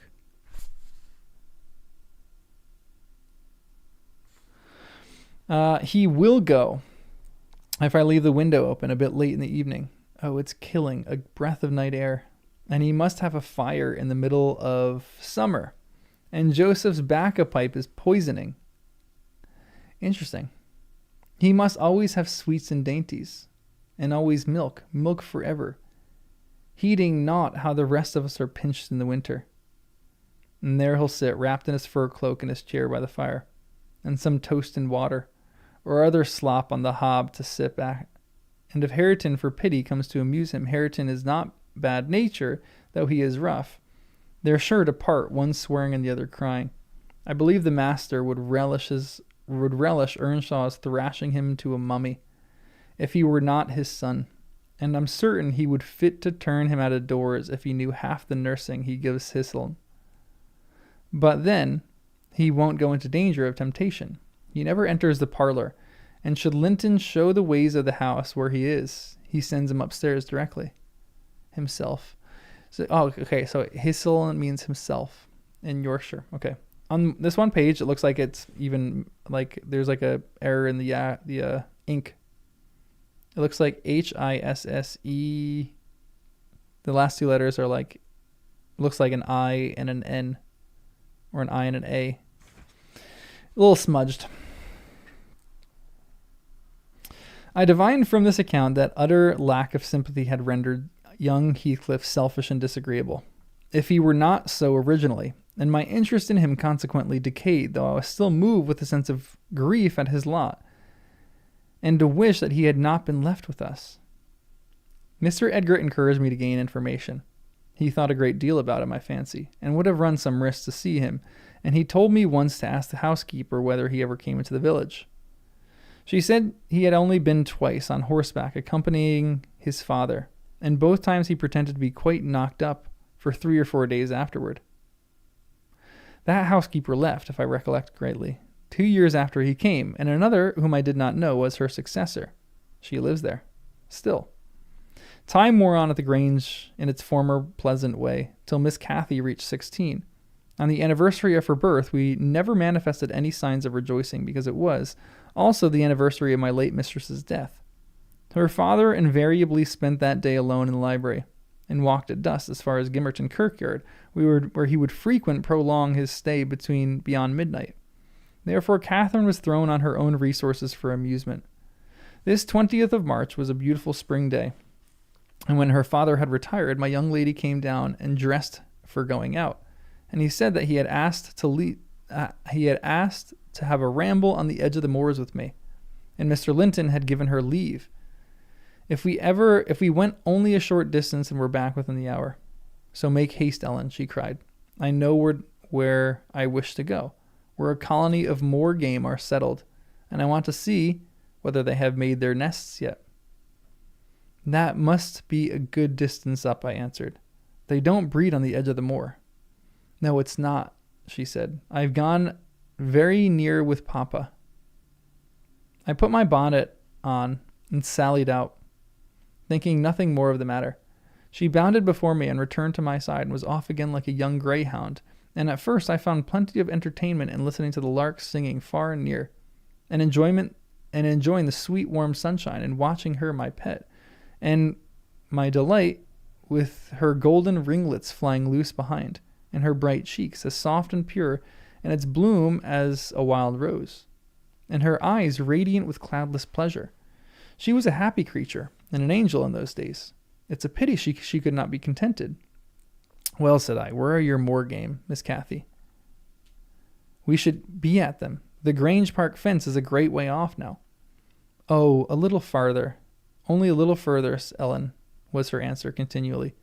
Climb to that hillock, past that bank, and by the time you reach the other side, I shall have raised the birds. But there were so many hillocks and banks to climb and pass that at length I began to be weary, and told her we must halt and retrace our steps. I shouted to her, as she had outstripped me a long way. She either did not hear or did not regard, for she still sprang on, and I was compelled to follow. Finally, she dived into a hollow, and before I came into the sight of her again, she was 2 miles nearer Wuthering Heights than her own home, and I beheld a couple of persons arrest her, one of whom I felt convinced was Mr. Heathcliff himself.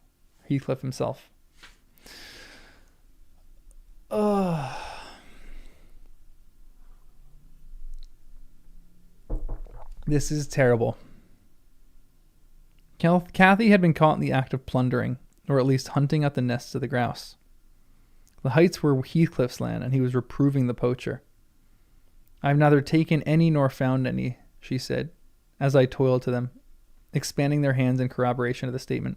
I didn't mean to take them, but Papa told me there were quantities up here, and I wished to see the eggs.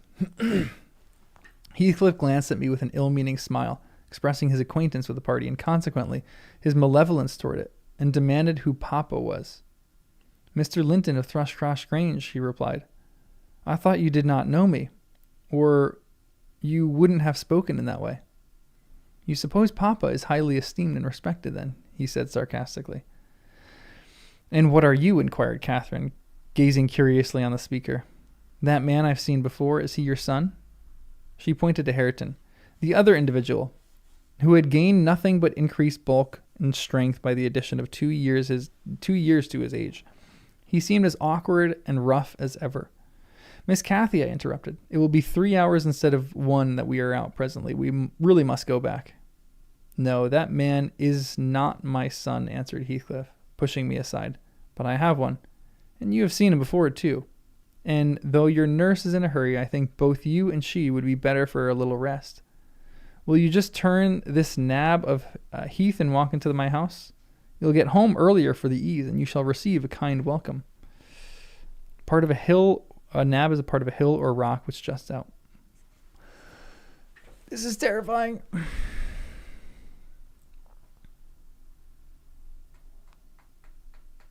How old was she in the beginning of the book?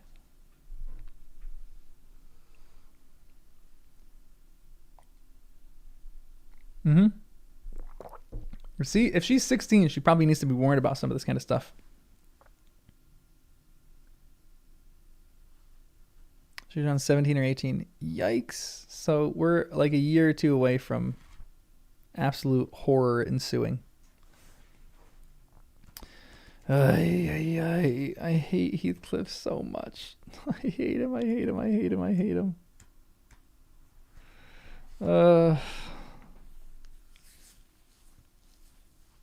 Like, what does he want here?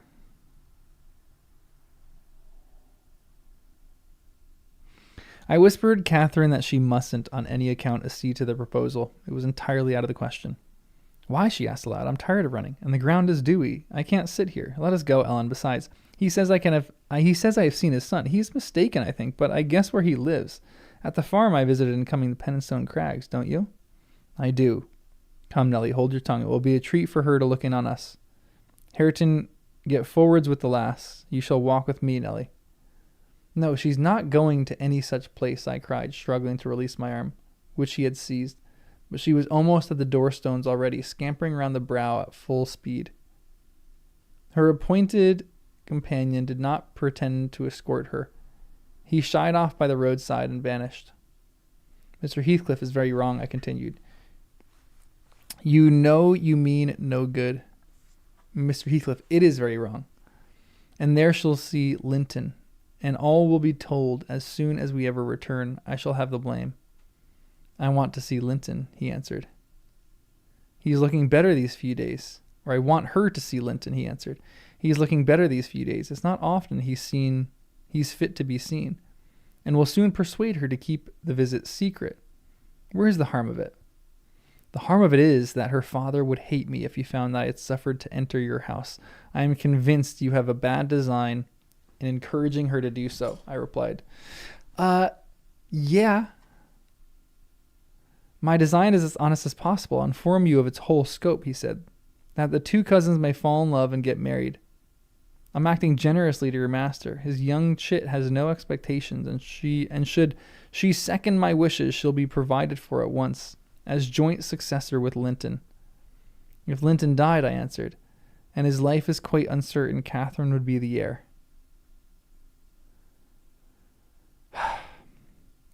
No, she would not, he said. There is no clause in the will to secure it so. His property would go to me. But to prevent disputes, I desire their union. I am resolved to bring it about. And I am resolved she shall never approach your house with me again. I returned as we reached the gate where Miss Cathy waited our coming. Heathcliff bid me be quiet, and preceded us up the path, hastening to the door. My young lady gave him several looks, as if she could not exactly make up her mind what to think of him, but now she smiled when he met her eye, and softened his voice in addressing her, and now was foolish enough to imagine the memory of her mother might disarm him from desiring her injury. Linton stood on the hearth. He had been out walking in the fields, for his cap was on, and he was calling to Joseph to bring him dry shoes. He had grown tall of his age, still wanting some months of 16. His features were pretty yet, and his eye and complexion brighter than I remember them, though with merely temporary luster borrowed from the salubrious air and genial sun. Now, who is that? Asked Mr. Heathcliff, turning to Cathy. Can you tell? Your son, she said, having doubtfully surveyed first one and then the other. Yes, answered he. But is this the only time you have beheld him? Thank God, you have a short memory. Linton, don't you recall your cousin, that you used to tease so? You with wishing to see? What, Linton? Cried Cathy, kindling into joyful surprise at his name. Is that little Linton? He's taller than I am. Are you Linton? The youth stepped forward and acknowledged himself. She kissed him fervently, and they gazed with wonder at the change time had wrought in the appearance of each. Catherine had reached her full height. Her figure was both plump and slender, elastic as steel, and her whole aspect sparkling with health and spirits. Linton's looks and movement were very languid, and his form extremely slight, but there was a grace in his manner that mitigated these defects and rendered him not unpleasing. After exchanging numerous marks of fondness with him, his cousin went to Mr. Heathcliff, who lingered by the door, dividing his attention between the objects inside and those that lay without, pretending that is to observe the latter, and really noting the former alone. You are my uncle, then, she cried, reaching up to salute him. I thought I liked you, though you were cross at first. Why don't you visit the Grange with Linton? To live all these years, such close neighbors, and never see us is odd. What have you done so for? I visited it once or twice, often before you were born, he answered. There, damn it. If you have any kisses to spare, give them to Linton. They are thrown away on me. Naughty Ellen, exclaimed Catherine, flying to attack me next with her lavish caresses. Wicked Ellen, to try to hinder me from entering. But I'll take this walk every morning in the future, may I, uncle? And sometimes bring papa. Won't you be glad to see us? Of course, replied uncle, with a hardly suppressed grimace, resulting from his deep aversion to both the proposed visitors. But stay, he continued, turning toward the young lady. Now I think of it, I'd better tell you, Mr. Linton has a prejudice against me. We quarreled at one time of our lives with unchristian ferocity, and if you mention coming here to him, he'll put a veto on your visits altogether. Therefore, you must not mention it, unless you be careful of seeing your cousin hereafter. You may come if you will, but you must not mention it. This is like, he's just dealing in secrets. This is just like,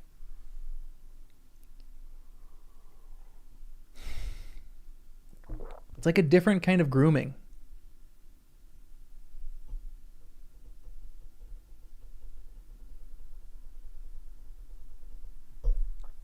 Keep it secret, keep it safe. No. Go tell your father, and then Edgar needs to take them and leave ASAP as possible. They need to leave so fast. This is awful.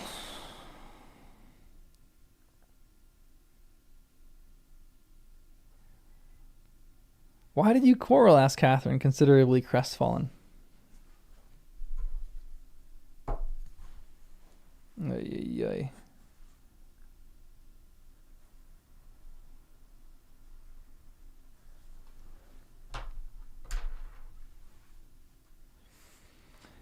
He thought me too poor to wed his sister, answered Heathcliff, and was grieved that I got her. His pride was hurt, and he'll never forgive it. That's wrong, said the young lady sometime. I'll tell him so. But Linton and I have no share in your quarrel. I'll not come here, then. He shall come to the Grange. It will be too far for me, murmured her cousin. To walk 4 miles would kill me. No, come here, Miss Catherine. Now and then, not every morning, but once or twice a week. The father launched toward his son a glance of bitter contempt. "I'm afraid, Nellie, I shall lose my labor," he muttered to me. Miss Catherine, as the ninny calls her, will discover his value and send him to the devil. Now, if you had been Hareton, do you know that 20 times a day I covet Hareton with all his degradation. I have loved the lad had he been someone else, but I think he's safe from her love. I'll pit him against that paltry creature unless it bestir itself briskly. We calculate it will scarcely last until it's 18. Oh, confound the vapid thing. He's absorbed in drying his feet and never looks at her. Linton." "Yes, father," answered the boy. Have you nothing to show your cousin? Anywhere about? Not even a rabbit or a weasel's nest? Take her into the garden before you change your shoes, and into the stable to see your horse." "Wouldn't you rather sit here?" asked Linton, addressing Kathy in a tone which expressed reluctance to move again. "I don't know," she replied, casting a longing look to the door and evidently eager to be active. He kept his seat and shrank closer to the fire. Heathcliff rose and went into the kitchen, and from thence into the yard, calling out for Hareton. Hareton responded, and presently the two re-entered. The young man had been washing himself, and was visible by the glow on his cheeks and his wetted hair. "Oh, I'll ask you, uncle," cried Kathy, recollecting the housekeeper's assertion. "That's not my cousin, is he?" "Yes," he replied, "your mother's nephew. Don't you like him?" Catherine looked queer. "Is he not a handsome lad?" he continued. The uncivil little thing stood on tiptoe and whispered a sentence in Heathcliff's ear. He laughed. Hareton darkened. I perceived he was very sensitive to the suspected slights, and had obviously a dim notion of his inferiority. But his master or guardianship chased the frown by exclaiming, "You'll be the favorite among us, Hareton.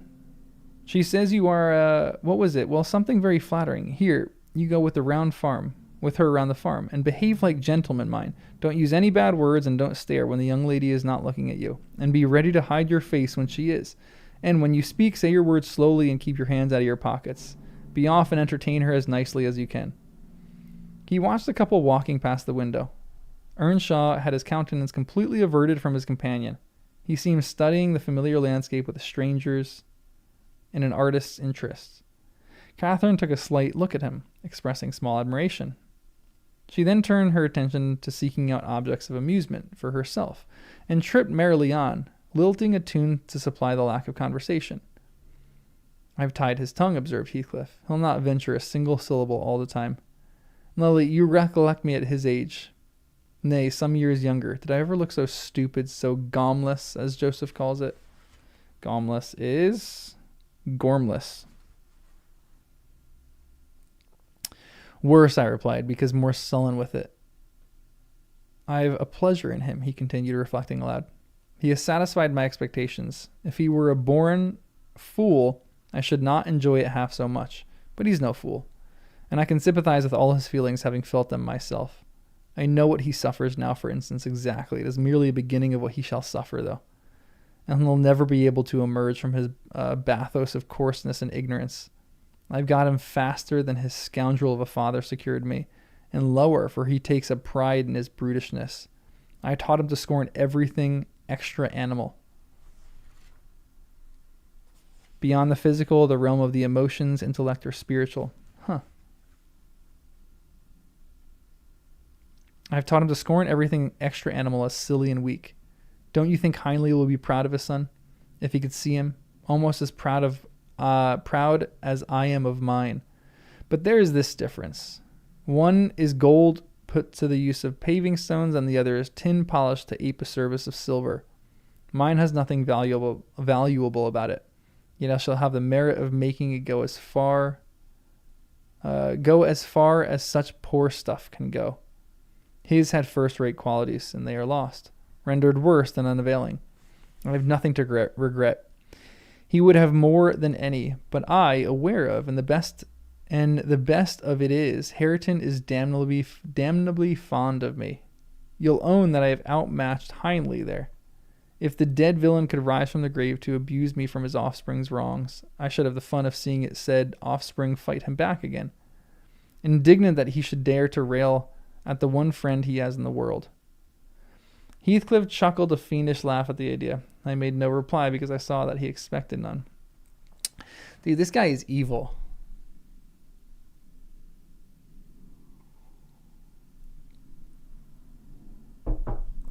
This is rough. Meantime, our young companion, who sat too removed from us to hear what was said, began to evince symptoms of uneasiness, probably repenting that he had denied himself the treat of Catherine's society for fear of a little fatigue. His father remarked the restless glances wandering to the window, and that hand irresolutely extending toward his cap. Get you idle boy, or get up, you idle boy, he exclaimed, with the assumed heartiness.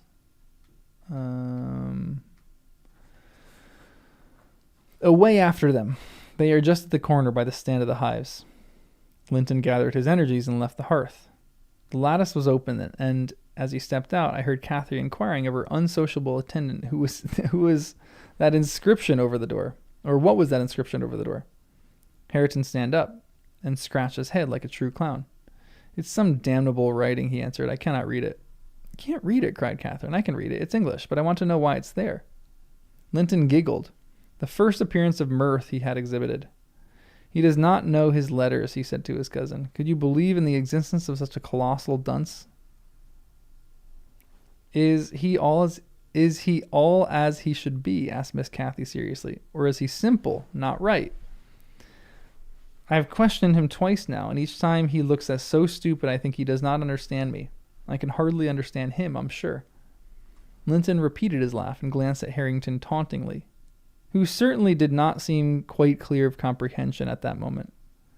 There is nothing the matter but laziness, is there, Earnshaw? He said, my cousin fancies you are an idiot.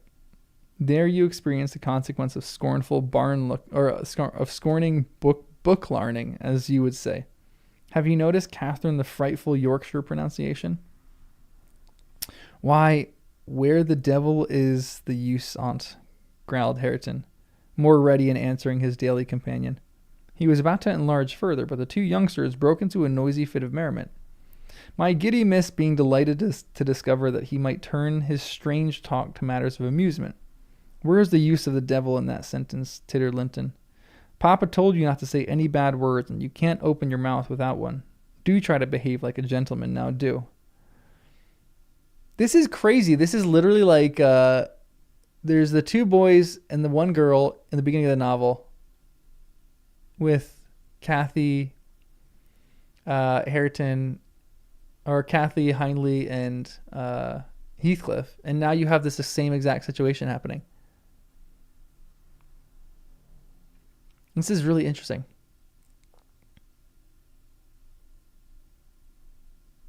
You may be awful, but you respect this game. Yeah, imagine he's just like Miss Bingley or Mrs. Bingley. He knows the game. He's got to get people married off. Ay.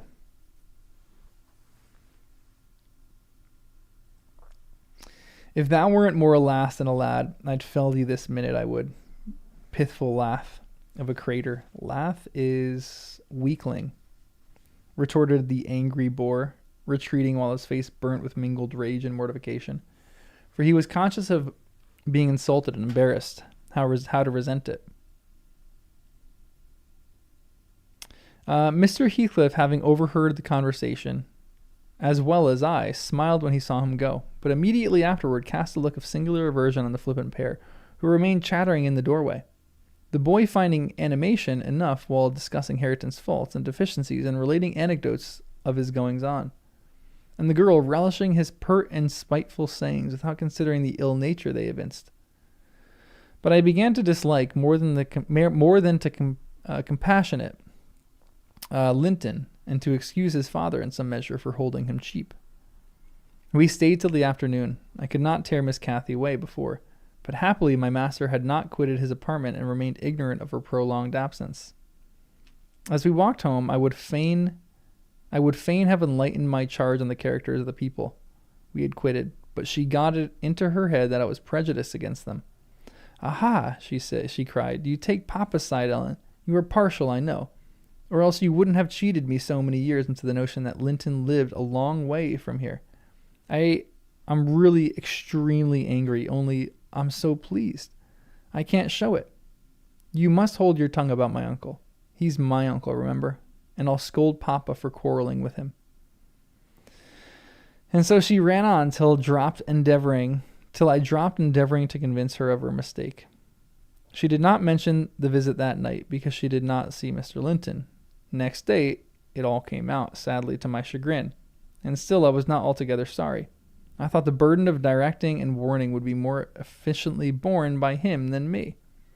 But he was too timid in giving satisfactory reasons for his wish that he would shun connection with the household of the Heights, and Catherine liked good reason for every restraint that harassed her petted will.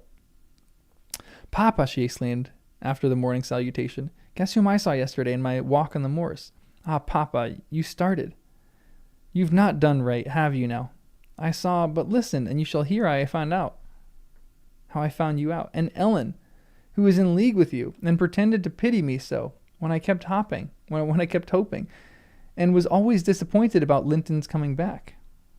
She gave a faithful account of her excursion and its consequences, and my master, though he cast more than one reproachable look at me, said nothing till she had concluded.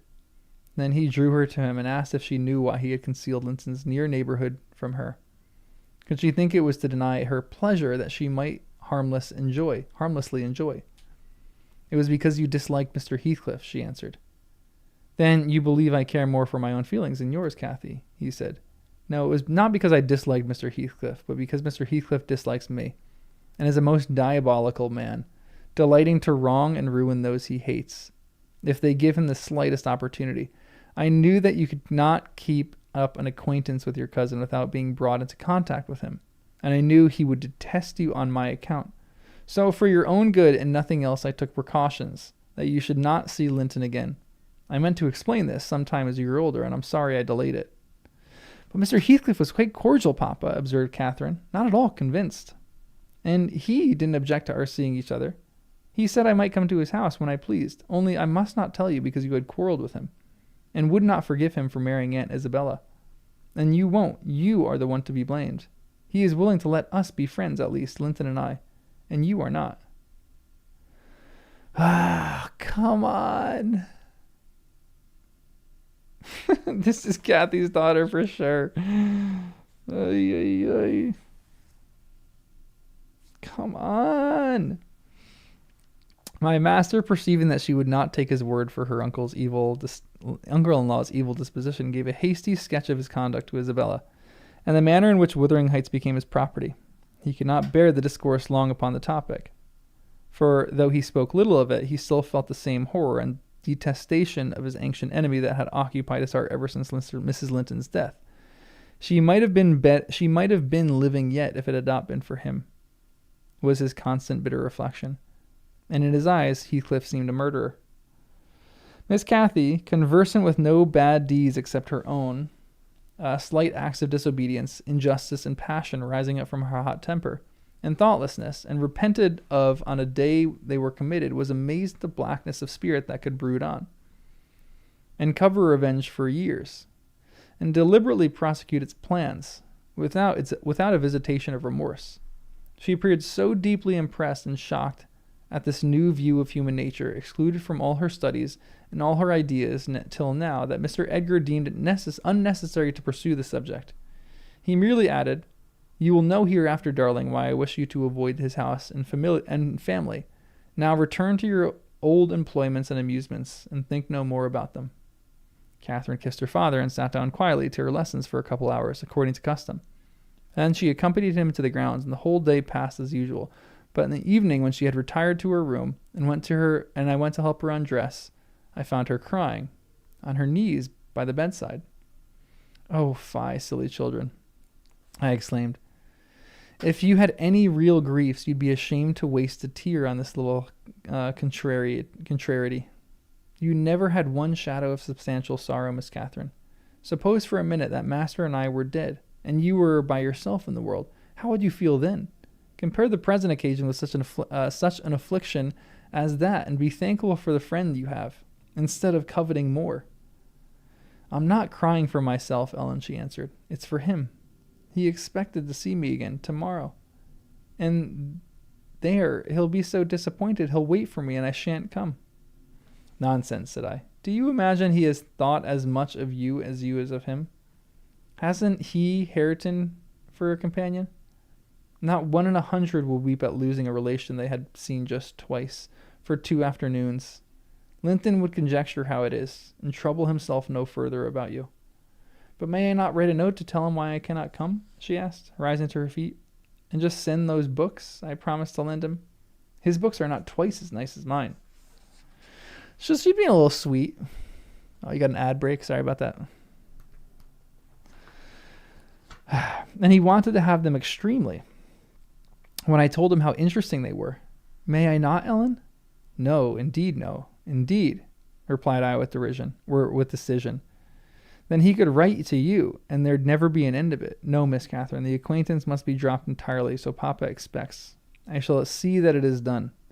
But how can one little note, she recommenced, putting on an imploring countenance. Silence, I interrupted. We'll not begin with your little notes. Get into bed. She threw me a very naughty look, so naughty that I would not kiss her good night at first. I covered her up and shut her door in great displeasure. Repenting halfway, I returned softly, and lo, there was Miss standing at the table with a bit of blank paper before her and a pencil in her hand, which she guiltily slipped out of sight on my re-entrance. You'll get nobody to take that, Catherine, I said, if you write it, and at present I shall put out your candle. I set the extinguisher on the flame, receiving as I did so a slap on my hand and a petulant cross thing. Then I quitted her again, and she drew the bolt in one of her worst, most peevish humors. The letter was finished and forwarded to its destination by a milk fetcher who came from the village, but that I didn't learn till some time afterwards. Weeks passed on, and Kathy recovered her temper, though she grew wondrously fond of stealing off the corners by herself, and often if I came near her suddenly while reading, she would start and bend over the book, evidently desirous to hide it. And I detected edges of loose paper sticking out beyond its leaves. Dang it. They're writing letters. Ellen was exactly right. They're just writing letters back and forth. This is like a little Romeo and Juliet. Just 2 idiots in love. Sad people in love, really. She also got a trick of coming down early in the morning and lingering about the kitchen as if she were expecting the arrival of something. And she had a small drawer in a cabinet in the library which she would trifle over for hours, and whose key she took special care to remove when she left it. One day, as she inspected this drawer, I observed that the playthings and trinkets which recently formed its contents were transmuted into bits of folded paper. My curiosity and suspicions were roused. I determined to take a peep at her mystery treasures, so at night, as soon as she and my master were safe upstairs, I searched and readily found among my house keys one that would fit the lock. Having opened, I emptied the whole contents into my apron and took them with me to examine at leisure in my own chamber. Though I could not but suspect, I was still surprised to discover that they were a mass of correspondence, daily almost, it must have been, from Linton Heathcliff, answers to documents forwarded by her. The earlier dated were embarrassed and short. Gradually, however, they expanded into copious love letters, foolish as the age of the writers rendered natural, yet with touches here and there which I thought were borrowed from more experienced source. Some of them struck me as singularly odd compounds of ardor and flatness, commencing in strong feelings and concealing in the affected, wordy way that a schoolboy might use to a fancied incorporeal sweetheart. Whether they satisfied Kathy, I do not know, but they appeared very worthless trash to me. After turning over as many I thought proper, I tied them into a handkerchief and set them aside, relocking the vacant drawers.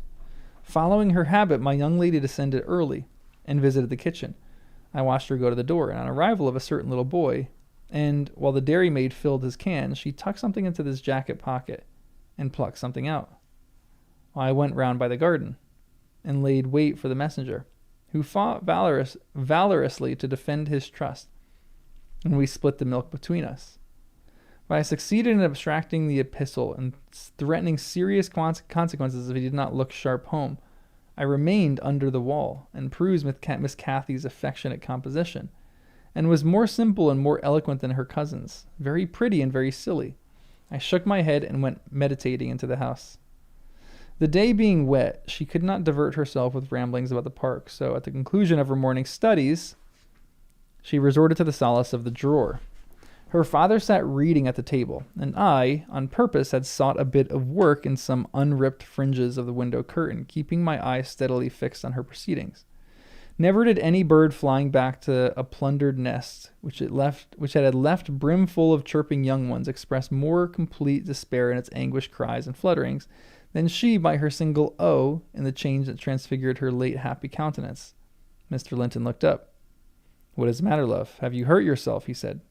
His tone and look assured her he had not discovered he had not been the discoverer of the hoard. "No, Papa," she gasped. Ellen, come upstairs. I'm sick." I obeyed her summons and accompanied her out. "Oh, Ellen, you have gotten them," she commenced immediately, dropping on her knees when we were enclosed alone. "Oh, give them to me, and I'll never ever do so again. Don't tell Papa." "I have not told Papa. Ellen, say you have not. I've been exceedingly naughty, but I won't do it any more." With a grave severity in his manner, I bid her stand up. So I exclaimed, "Miss Catherine, you are tolerably far on, it seems. You may well be ashamed of them. A fine bundle of trash you study in your leisure hours, to be sure. Why, it's good enough to be printed. And what do you suppose the master will think when I displayed it before him? I haven't shown it yet, but you needn't imagine I shall keep your ridiculous secret. For shame. And you must have led the way in writing such absurdities. He would not have thought of beginning, I'm certain." I didn't, sobbed Cathy, fit to break her heart. "I didn't think once of loving him till—" "Loving," cried I, as scornfully as I could utter the word. "Loving! Did anybody ever hear the like? I might just as well talk of loving a miller who comes once a year to buy our corn. Pretty loving, indeed, and both times together. Now you have seen Linton hardly for hours in your life. Now he is the babyish trash. Now here is the babyish trash. I'm going with it to the library, and we'll see what your father says to such loving." She sprang at her precious epistles, but I held them above my head, and then she poured out further frantic entreaties that I would burn them, do anything rather than show them. And being really fully as inclined to laugh as scold, for I esteemed all girlish vanity, I at length relented in a measure and asked, "If I consent to burn them, will you promise faithfully neither to send nor receive a letter again, nor a book? For I perceive you have sent him books, nor locks of hair, nor rings, nor playthings." "We don't send playthings," cried Catherine, her pride overcoming her shame. "Nor anything at all then, my lady," I said, unless you will, here I go." "I promise, Ellen," she cried, catching my dress. "Oh, put them in the fire, do. But when I proceed to open the place with the poker, the sacrifice is too painful to be borne. She earnestly supplicated that I would spare her one or two, Ellen, to keep for Linton's sake." I unknotted the handkerchief and commenced dropping them in from an angle, and the flame curled up the chimney. "I will have one, you cruel wretch," she screamed, darting her hands into the fire, and drawing forth some half-consumed fragments at the expense of her fingers. "Very well. And I have some to exhibit to Papa, and I will have some to exhibit to Papa," I answered, shaking back the rest into a bundle and turning anew to the door. She emptied her blackened pieces into the flame, and motioned me to finish the immolation. It was done. I stirred up the ashes and interred them under a shovelful of coals, and she, mutely, with a sense of intense injury, retired to her private apartment. I descended to tell my master that the young lady's qualms of sickness was almost gone, but I judged it best for her to lie down a while. She wouldn't dine, but she reappeared at tea, pale and red about the eyes, and marvelously subdued in outward aspect. Next morning, I answered the letter by a slip of paper, inscribed, "Master Heathcliff is requested to send no more notes to Miss Linton, and she will not receive them." And thenceforth, the little boy came with vacant pockets.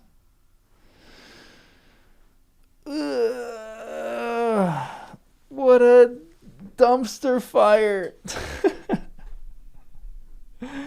Ay, ay, ay.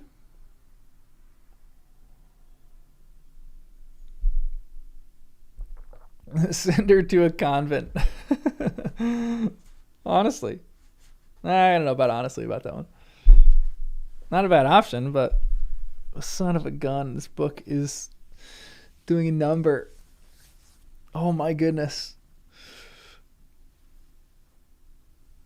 Yeah, he needs to go to London. I feel like that is the only option that we have present for us right now. He needs to just leave everything that they have right there and just go to London. Completely change locations. There's too much baggage at Thrushcross Grange right now. Nellie didn't do a great job in stepping in there. That's not the best move that she could have done.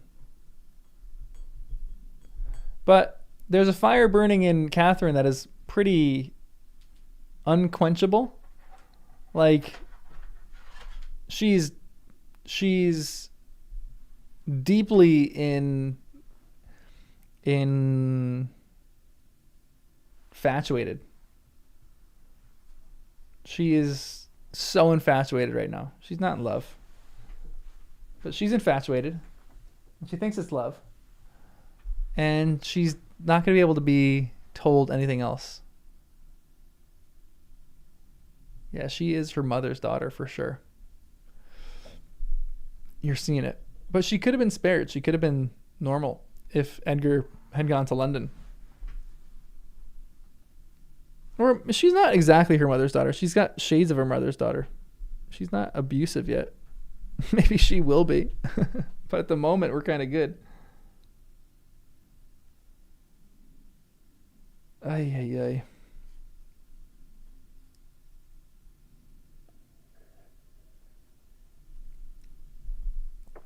Man, this is brutal, guys. This book is brutal. Yeah, I feel like it's probably not quite as easy as we all say. But still, there's got to be something that they can do. I mean, they're on the moors, which is kind of, I guess, where the poor people are. But they're not like poor. They're like half poor. They're not really poor. There's poor people there.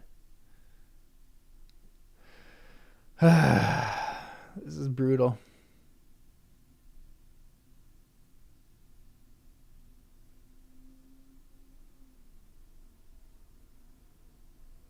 Yeah, for sure.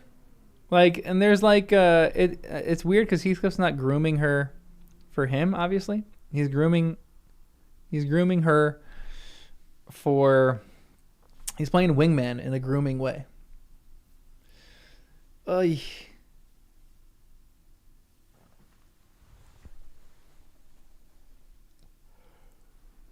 I don't know if she should have burned them.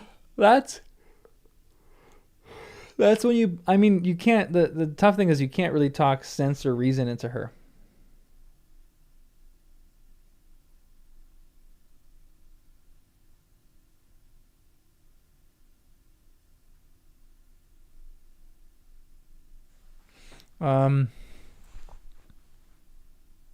Yeah, we're pretty much done, Meg.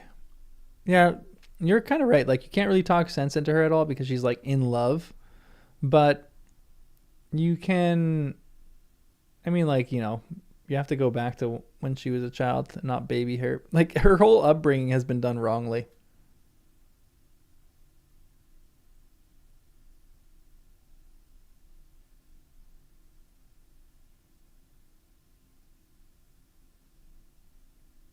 Yeah, for sure. It probably wouldn't have, but I think you just tell the father.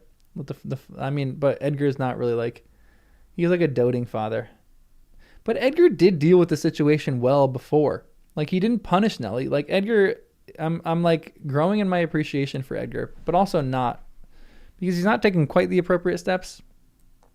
But he explained it to her like a good father was like, hey, this is really the situation, and so you shouldn't write to him because of this. And she like didn't take the advice, obviously, or you can't go visit. But she's not taking the full advice, and she's writing to him and communicating.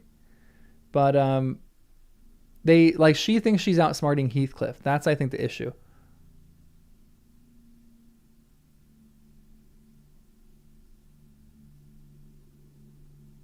Yeah, he is a little too passive. He's like not actively involved in the story. But he did do a good job of like, okay, let me sit you down and tell you the story, because I think that's what he should do now. I don't think she'll actually be able to see it, but if Edgar knows, he could sit down and be like, look, we're dealing with a dangerous person. Like, Heathcliff is fully dangerous. I don't think you actually realize the danger that he has. And he should say some of the things that Heathcliff has done. He hanged a dog when he went out to just go marry your mother, or to go marry Linton's mother.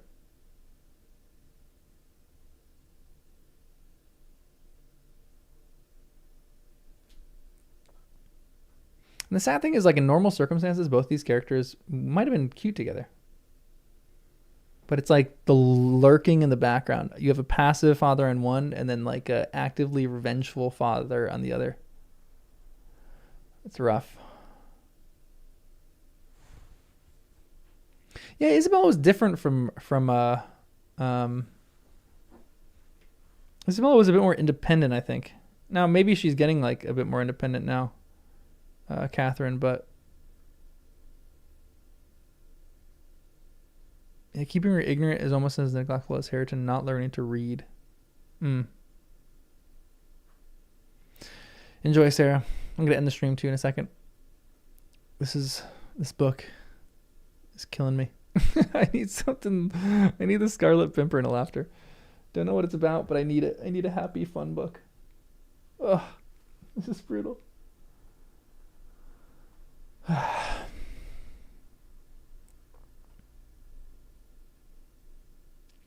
I don't know. That's a great question. If Edgar had been told, what would he have done? Probably just try to sit her down and talk to her about, like, you know, how serious this is. I don't think anything would have really, I don't think any adult in this, there's not really adults in this, but I don't think anybody can actually, like, mend what's going on here. I think it's always just going to go be a mess.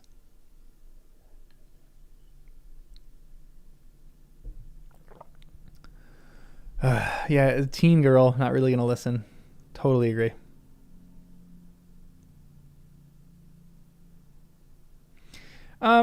This isn't a normal 16-year-old though. This is a 16-year-old that hasn't really seen society. Like, there's a point where she's not going to, and she's probably at the point where she's not going to. But he was trying to control her. This is like a Mother Gothel, Rapunzel kind of thing. Like, she'll listen to you for certain things, but there has to be a point where you, like, actually tell her the truth. And they did, but she went around it thinking that she can outsmart Heathcliff. Her father just needs to impress on her the severity that she cannot outsmart Heathcliff.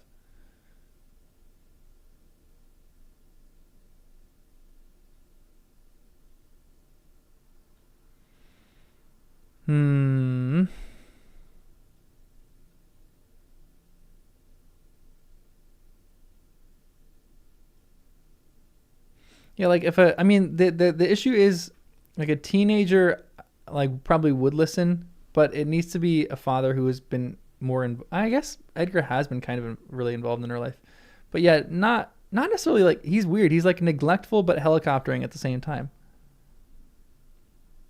because he's, like, doting on her, giving her what she wants, but also not really, like, actively involved in her life and certain things that are happening like this.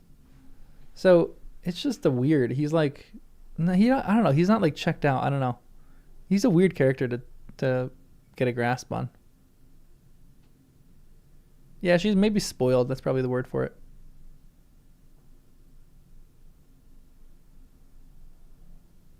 Yeah, if she'd been raised to fear him, but in all honesty, when do you ever do that for a child? There's a certain point where but a single individual, that seems like a recipe for disaster too. Like, I think the whole thing is just difficulty in, like, how do you parent this in a good way? Like, how do you tell a child the dangers of someone like Heathcliff? Yeah, it's stranger danger, but stranger danger is for strangers. This is Heathcliff. But still, if there's a Heathcliff living next door to me, I'll tell my kid. I mean, this is, like, yeah, I guess there's certain ways that you can do this. But, like, you tell your kid to be scared of this person. Don't go. This person's not good. This person's not nice. But there's a certain level of... Who's calling me? I don't know.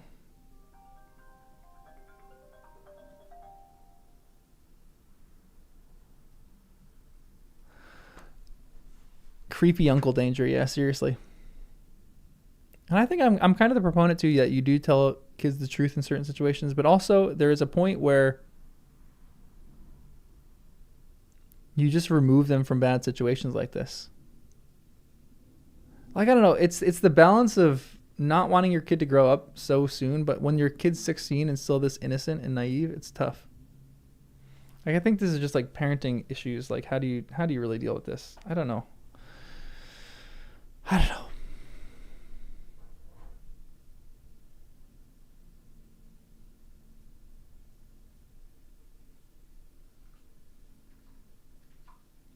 Yeah, and again, we're dealing with someone like Heathcliff here who knows how to get around certain things.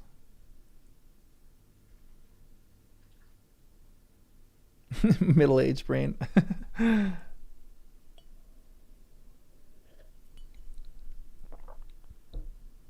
These are just rough characters.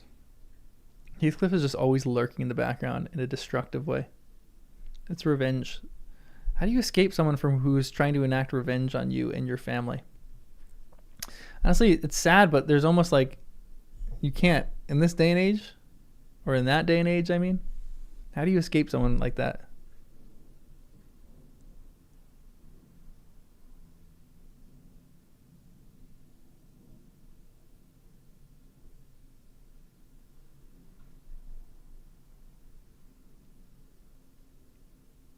Yeah, she's trusting her own judgment over the adults, but Heathcliff got a story in before the adults told her the truth. Yeah, for sure. Which is why you do kind of tell the truth to some extent. For it just depends on what age. Like, when do you tell them? I think that's the issue that they were running into, and they just waited too long. Darcy lurks, Heathcliff lays in wait. Yeah, for sure.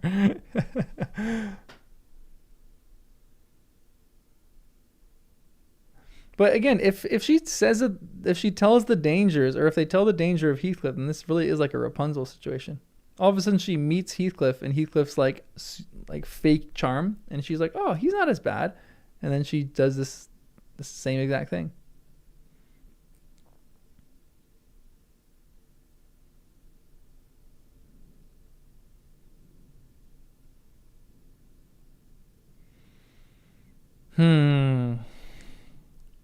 These people are just miserable. That's all.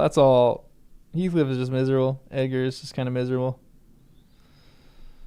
I feel bad for Catherine, but at the same time, she's like just a teenage girl who's...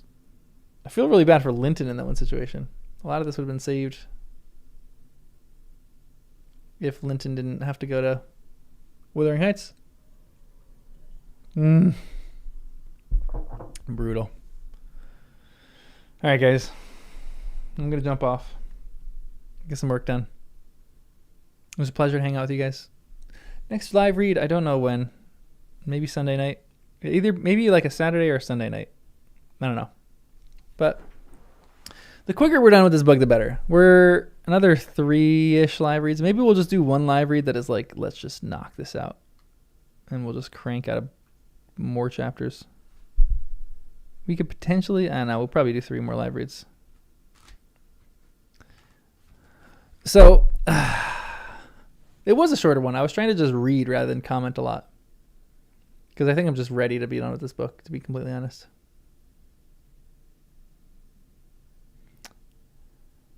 Ooh, enjoy family visiting. I hope that goes great. Enjoy. Guys, I'll see you in the next one. I'll let you know probably like 24 hours in advance on the channel when we're going to do it. I'll try to post a little thing, but... You getting Hallow commercials? That's funny. All right, guys. I will see you in the next one. Have a great day. Later.